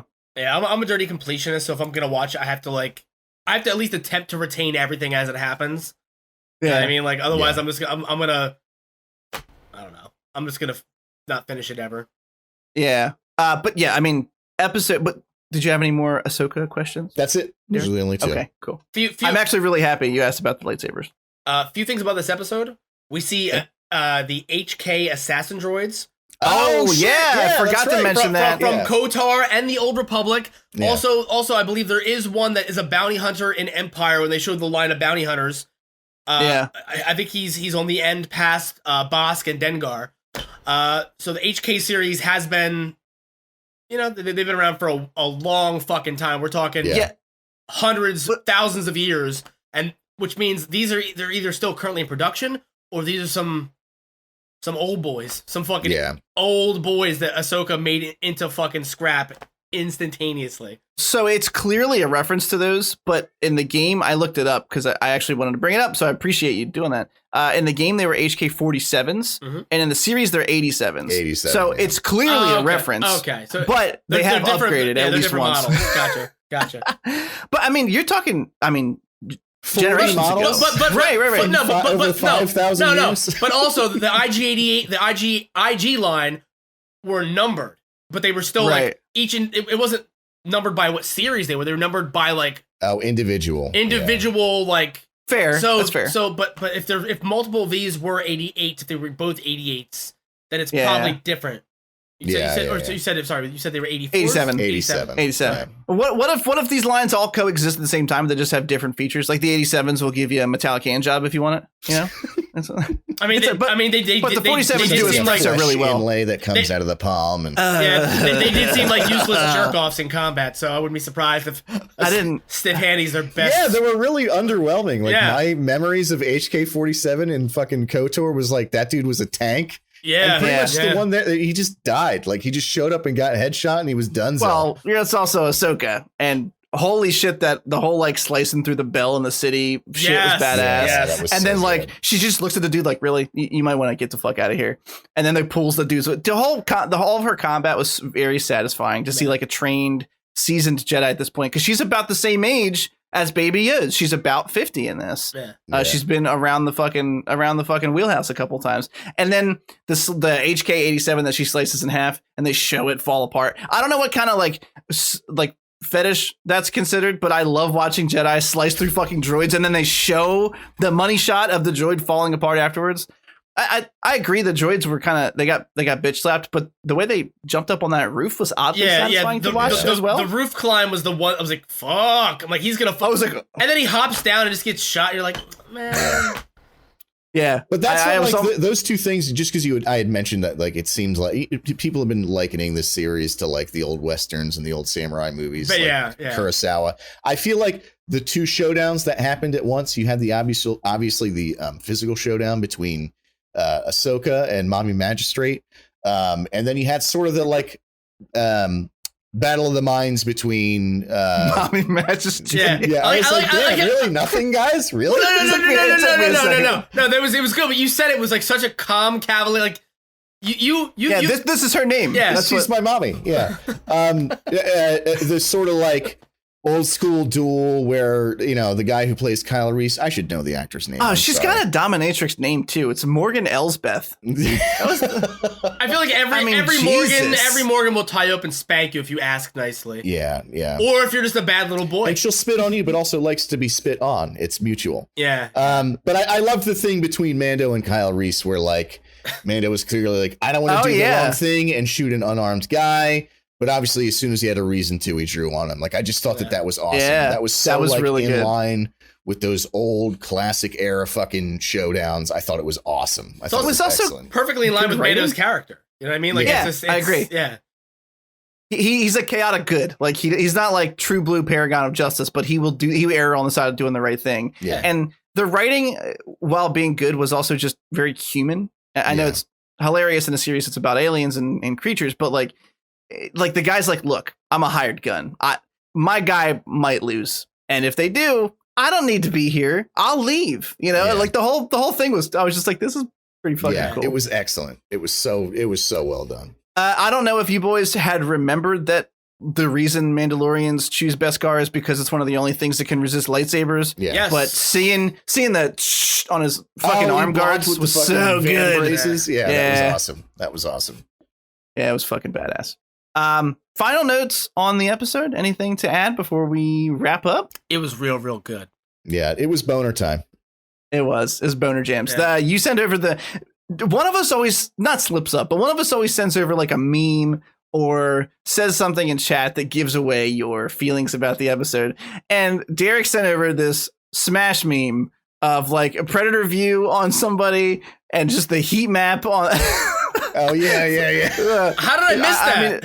I didn't see that. It was really good, but it was like, I forget everybody. One of them was Bo-Katan, and then it showed Ahsoka, and the entire person was just beating hot red, like the whole body from head to toe. I thought Rosario Dawson looked great, did a great job. Ahsoka does talk more calm and even keeled, which is why I think Rosario comes off as like not doing anything crazy, because that's kind of the character.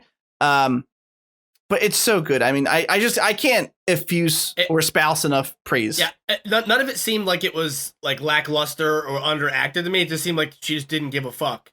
She knew she was. She knew that she was there for a purpose, and whether they cooperated or not, she was gonna get what she wanted.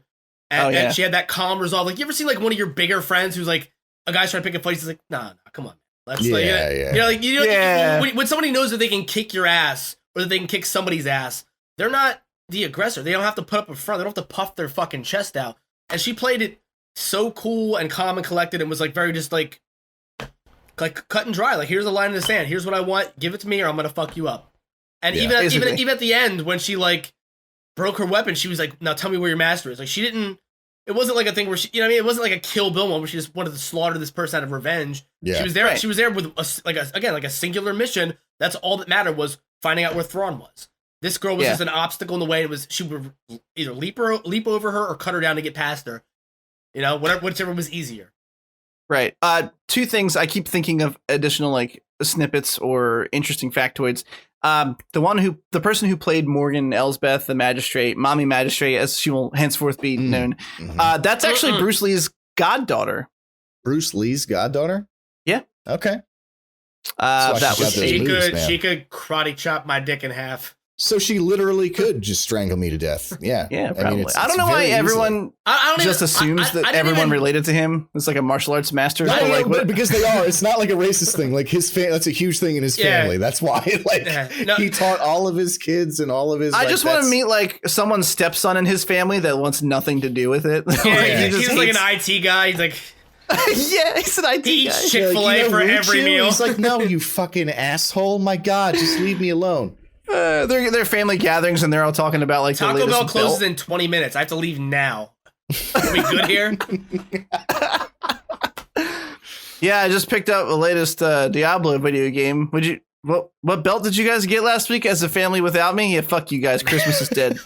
Did you guys hear they're remastering Saga Frontier for PS4? Oh no, the voice. Yeah, but it's part Kyle's cousin and part somebody who, again, pulls his penis through his boxers to ejaculate. Not even pull him down. I'm not saying this guy has sex, but I'm saying, like, he's too ashamed of his body to pull his boxers down. Yeah, he's a never nude. Yeah, he showers in a bathing suit. Yeah, it's weird. Right. Never leave. But also in related news, guys, they're also re-releasing Saga Frontier for PS4, and I'm actually really excited about it. Yeah, me too. Yeah, big time. That's good. That game was I never got so a chance good. to experience that. So It is 8 games in one. They're not all super long, but it's like one of the characters is a superhero who like fights crime, like this Japanese crime syndicate full of supervillains. One of them's just a stoner who plays a guitar and wants to like find out what the meaning of life is. One of them is can relate. One of them's an android who like competes in a battle arena for his own freedom. Yeah. Dude, it's let me hit you good. with something. Let me hit you with something here, Brulius Caesar. If you like those things where you like choose an antagonist and you keep going, or a protagonist rather, you should play not Bravely Default, Octopath Traveler. Okay. It's I've that heard of that same game. style. Dude, it's like a classic RPG. Do they each have their own complete games, depending on who you Yes. Yep. Mm-hmm. pick? Different narratives Very good entirely? game. Different narratives entirely. I feel like that is the They sole tie success. in like in different to ways. yeah. Well, I mean, they all take place in the same world. That is probably the spiritual successor to the Saga Frontier 1 and 2 then. Oh, without a doubt. Yeah, Yeah. without a doubt. Yeah. Badass. exciting. So I actually thought we were like trying to scour the internet for articles because we thought we weren't going to have enough, but we've filled actually a lot of time. I think with our videos, we're just about 2 hours. But did you want to talk about anything you've been playing recently, boys? Do you want to give any thoughts on stuff you've been doing? I mean, if you guys are down, I'm down. I mean, I have at least a couple of minutes here. I mean, I've got about 10. I can do about 10. So I'll go first.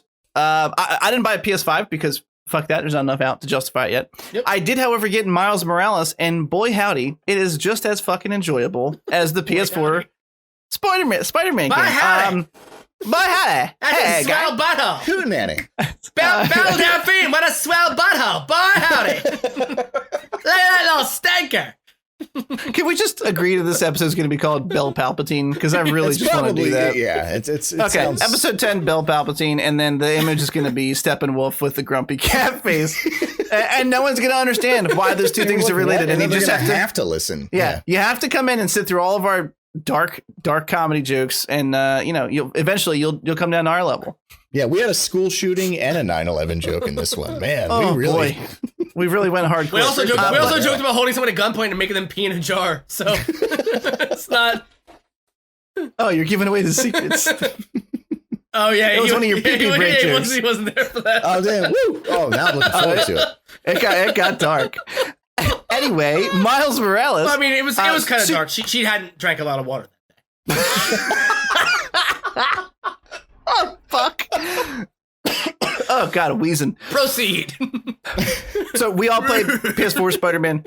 Miles is very well fleshed out in that game. They do a great job of introing him, building out his character, and they at the very end they do the teaser, the tag on the game where he's kind of discovering his powers with Peter, and you're like, oh shit, it's gonna be a great storyline.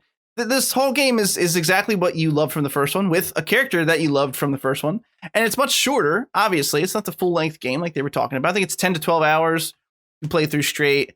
I'm somewhere in the middle because my PS4 hard drive took a shit and I haven't gone back to it since I fixed it. Oh no. But no, it's okay. I cloned the data over. I got that stuff back. But and I haven't swapped the hard drive out since I bought this thing in 2013. So the hard drive had a good life. So all right, you got one of them old boys, yeah. Yeah, I got the OG line. We're talking, yeah. Not the Slim or the Pro. And I mean, I don't have much else to say about the game besides his Venom powers are a nice addition. They, much like in the first game, where combat can get surprisingly difficult in later encounters because they have so many varied enemy types. They do the same thing here, where I thought the Venom powers were going to be OP as fuck, and they are when you first get them, because they haven't given you all the annoying enemies that you have to do specific things to counter with them. And it's been getting better and better. And the story's good. They do a really lazy get Peter out of New York City thing, but I don't care because I know that's the premise of the game. And who gives a shit? Let me just have it. Let me just play it.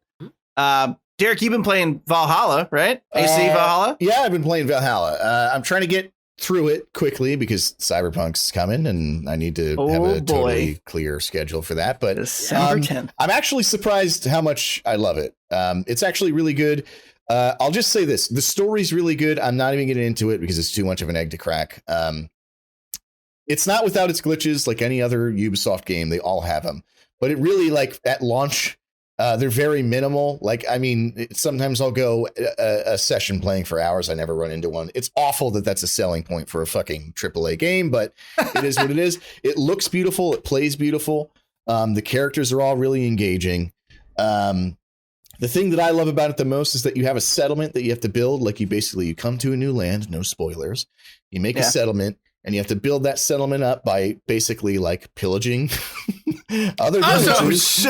Oh shit! How topical! We just celebrated Thanksgiving. That's exactly what the right. pilgrims Exactly. did. It's we're staying festive. So what you're here. saying is it's secretly Assassin's Creed Christopher Columbus. Yeah, more or less. Yeah. Okay. Probably less slitting of throats in front of women and children, if we're being honest.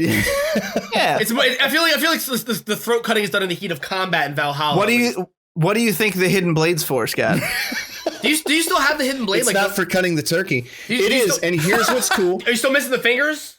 Here's what's cool, because he's a Viking, and Vikings are not sneaky, right? He actually wears this hidden blade on the outside. I know it's a dumb little addition, but that's kind of cool. I just thought it was cool. It's very huge. It's very beautiful. Every fucking 50 feet, you're on a totally new. Nothing looks copy pasted. They really, really brought it out for this game. All right. Nice. You build up your settlement. You set up, like, do you want to upgrade your equipment? Okay, we'll set up a blacksmith. Do you want to buy shit? Set up a merchant stable, yada yada, so on and so forth. Sorry to interject. It kind of sounds like building up the village in which one of the Ezio trilogies, where you have like the whole town and you build out. That's what it is. Yeah, basically. Oh, sick. It's similar to that. But even this, like, again, I'm not going to get into it or anything, but the storyline. I was a huge fan of the Ezio trilogy. I even liked 3, which a lot of people didn't. The storyline of Unity was terrible. The storyline of whatever it was I didn't called. play Unity. It looked garbage. It's called like Synergy or something, was awful. I really couldn't even get into Origins and Odyssey that much. This one, they really kind of returned enough to roots while still keeping it fresh. Like, it's not just like a step back. It's just sort of a revisiting. Right. It's very good. I actually can't recommend it enough. It's excellent. I don't know what else to say. It's a great game. That's dope. I'm gonna pick it up. Yeah, I just have to wait. I recommend it. I literally I just have to got wait till Odyssey, after though, so Cyberpunk. I have to finish Odyssey first. I literally haven't even. Oh, that's a big boy. I haven't even old game. You see that glare? I haven't even opened the fucking plastic wrap on this shit yet. Yeah. That's a big good, old though. fucking game. It's yeah. Fun. It's beautiful too. That's what I'm excited for more than anything. I really liked Origins, and then I liked Odyssey too. I think I like Origins a bit more, but Valhalla looks really sick. I'm looking forward to it. It's got to be in queue behind Cyberpunk, because, and it's very open. Like, you're a Viking, right? So like, you can go in and sneak, but like, if you just want to rush in and fuck everything up, you can do that too. It's very open ended. That's kind of what I like about it. Nice.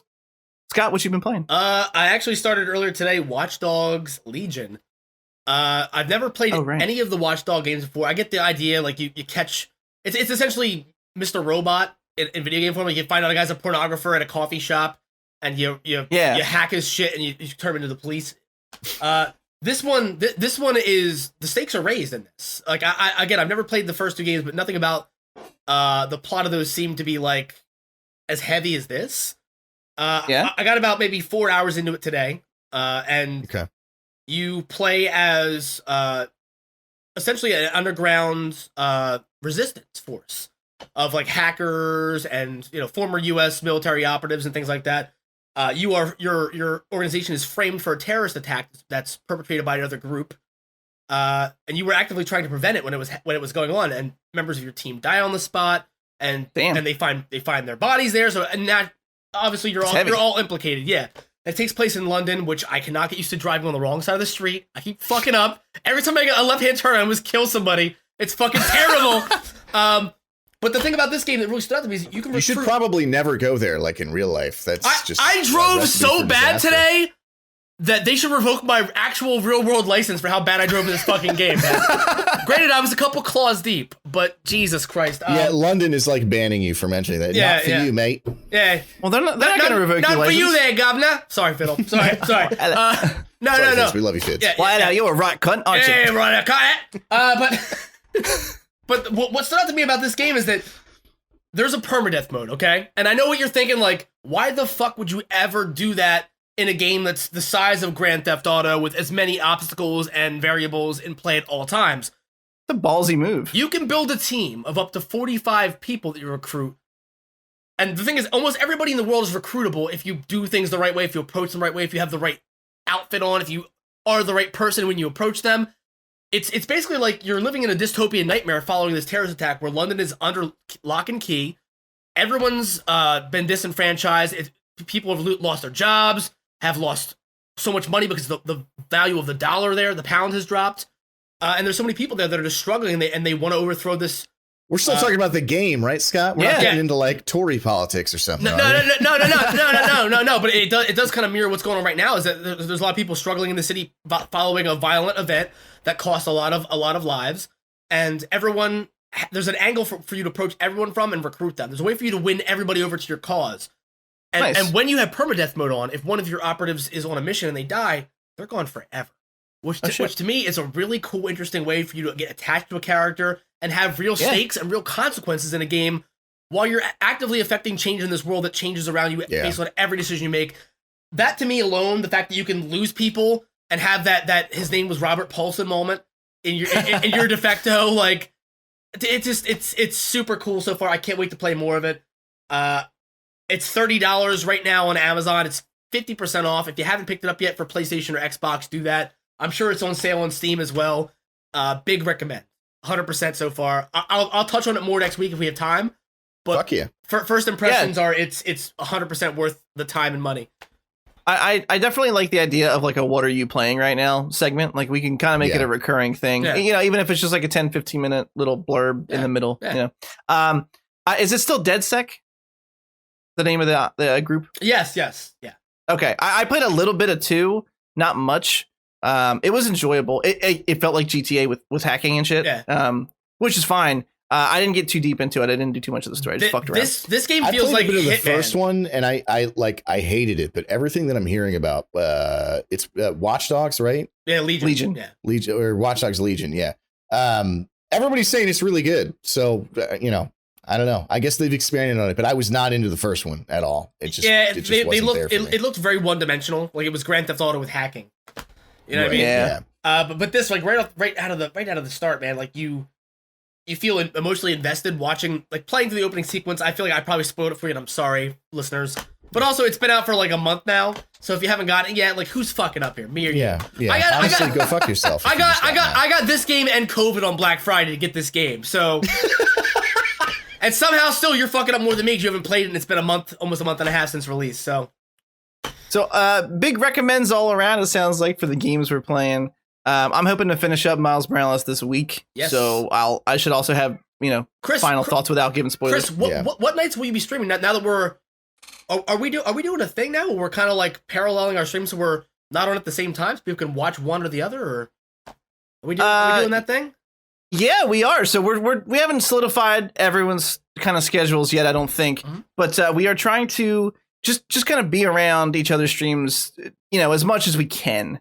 I'm not going to be every time, but as often as I can be available, I will be. So I'm currently, and this is a good way to wrap up the episode. I'm currently streaming Tuesdays, Thursdays, Fridays, and Saturdays on my own, and then Wednesdays we're going to be doing, I think is the current night, our co-streams where we're going to play a game together. Again, if that stuff's all subject to change because we all have real lives and shit, but that's the goal, because we were trying to put more content out. Streaming it together is the easiest way to do it. There's not a lot of production involved there beyond what we already do, and we get to have a blast and riff like we do normally on the podcast. Hell yeah. What's your current schedule? Do you guys have set schedules, or is it loosey goosey? I'm kind of playing around with it. I'm going to be doing on some days I'm going to be doing like noon till 2 or 3, depending on what my work schedule's like. But the nights that you stream, I'm probably going to try to start around 7 p.m. and wrap up around the time you're starting, so I can hang with you. Nice. For a little bit before I head out to work. Derek, how about you?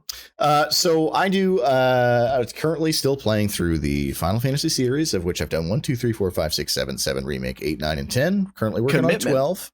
That I do those. You said that like you've said that 100 Thursdays. times before. I have said it 100. I've probably said it 300 times before. I do it Tuesdays and Thursdays. We usually start around 6:37 Eastern. And now we're going to be doing, obviously, on Wednesdays, the co-stream together. Scott's going to be hanging out in my stream sometimes. I'll be hanging out in his. Same with Chris, just kind of whenever we can. All of that is subject to change because I have a very pregnant girlfriend, as announced last episode. But that exciting. Is the schedule. Yo, my boy does big old cums. Big old cums. You got to chew on them before you swallow. So that's my gross. Well, she didn't chew on that one. God. Clearly, no. Yo, you're just like a greatest. You're like, now that's what I call funny 20 today. just hit play on Derek and some fucking gold comes out. Yeah, it's the jock jams of dick jokes today. It's just fucking we're fucking killing it. Okay. I was gonna make a really fucking dark joke. I'm not gonna do that one. No. Go ahead, Chris. No, please, I mean Chris, it's on that Scott level where you're like, I don't know who I'm going to offend, and if not, it's just going to implicate me in some horrible way. But like, how many awful things? I made a joke about our podcast being less dark if Joss Whedon had directed it. Come on. True. All that right, was fine. also like just an artistically crafted joke. That was beautiful. I have to say, offensive, of course, but beautiful. Well, I mean, but offensive to who though? Because we're all in agreement that if offensive to just Joss. That's it. Because we're all in agreement. Like, we're all in agreement that if anything like that happened, it's despicable. It's unnecessary. Jesus Christ. I love Eddie Murphy. I love Charlie Murphy. They were by Chappelle's show and Charlie Murphy's own story. They were called the Darkness. They were the blackest people in Hollywood at that point in time. Yeah. I can't imagine. Before Wesley Snipes, we were the darkest people in Hollywood. I can't imagine a director having have that be the artistic choice and to put artistic in quotes because that's just a cunty thing to fucking do. Yeah, there's nothing artistic about it. I agree. All right, wrapping up. Buffy wasn't even that good, bro. It wasn't. It really. Firefly's okay. Get mad. Guy mad about it. It was okay. Firefly's all right. I liked it. Buffy I did not like, and I honestly look back at the original Avengers movie and I hate most of the dialogue. I mean, I gotta be frank with you. I don't like it. What I'll say is the last 45 minutes of that movie was right out of the pages of the comic books. Well, of course. It was everything I wanted to see in a comic book movie since I was 12 years old, 11 years old reading comic books. But that, there's also Age of Ultron, which I will never forgive you for any of. That was Joss, right? Yeah. That was Joss too. That's just the worst thing that's ever happened. Joss Whedon doesn't direct MCU movies anymore. Right there. That's basically why he doesn't. Yeah, he said he was exhausted. They're enhanced. Fuck you. Yeah, we all know why. You can't call them mutants. Don't call them fucking anything. Yeah, Age of Ultron had no idea if it wanted to be like a drama or a comedy. It had no fucking idea. How do you pick James Spader, one of the least charismatic people in Hollywood, and try to have him be like the guy who has like one-liners like Jim Carrey in fucking Batman Forever? What the fuck were you thinking, Joss Whedon? aside from your potentially color-correcting people of color move, that is the second most offensive thing you've ever done, is cast James Spader as a robot that somehow is more animated and personable than James Spader is in person? How the fuck did you get that out of him? He's a robot in real life. Just tell him to be himself and it would have been fine. You fucked up the easiest thing you had to do in that movie. James Spader, just talk like the normal, boring, monotone piece of shit you are. Check me. And with that... Sorry. You can find us on Facebook.com/TheCynicalNerd, at the Schmeg Nerd on Twitter. Feel free to ask us questions with the hashtag AskTCN. This has been episode 10 of The Cynical Nerd. My name is Chris. You can find me on Twitter and Twitch at TCN Plays. Scott, where can they find you? I'm currently streaming on twitch.tv/Swearwolf with an E. That's SWEARWOLFE. I'm also on Facebook Gaming. You can find my page on Facebook and YouTube as well. And soon to be on Glimesh. Glimesh. I was saying Glimesh. Yeah. It's called Glim. Yeah. He's gonna mutter like it's called Glimesh. TV. We'll be there. Yeah. How about you, Derek? You can find me on Twitch and Twitter at Dr. Gloom MD. That's DRGLOOMMD. And I just want to say thank you guys for hanging out for 10 episodes. Just remember, out of all 3 hosts, I'm the only one who thanked you for hanging out for 10 episodes. This is number 10, gang. Thank you very much. I would also like to thank you for hanging out for 10 episodes. and I would like to echo everything that Derek just said, but also, If you've listened to all 10 episodes of us rambling incoherently Well, I mean, about the most inane shit, Yeah. I just really thank you so much for hanging out with us. Just a tremendous human being you are. honestly, even if you made it all the way through this one without ending it or turning it off in front of your children who you love or your wife that you don't want to think less of you for all the awful, horrendous jokes you made today, I just want to let you motherfuckers know I appreciate you. Yeah, we all appreciate you. We love you guys. And at this point, you've listened to probably about 20 hours of us talking, which is, you should get a fucking medal, a participation trophy if nothing else. Or a lobotomy. And with that, we'll see you next week. Have a good one. Later, guys. Eat shit.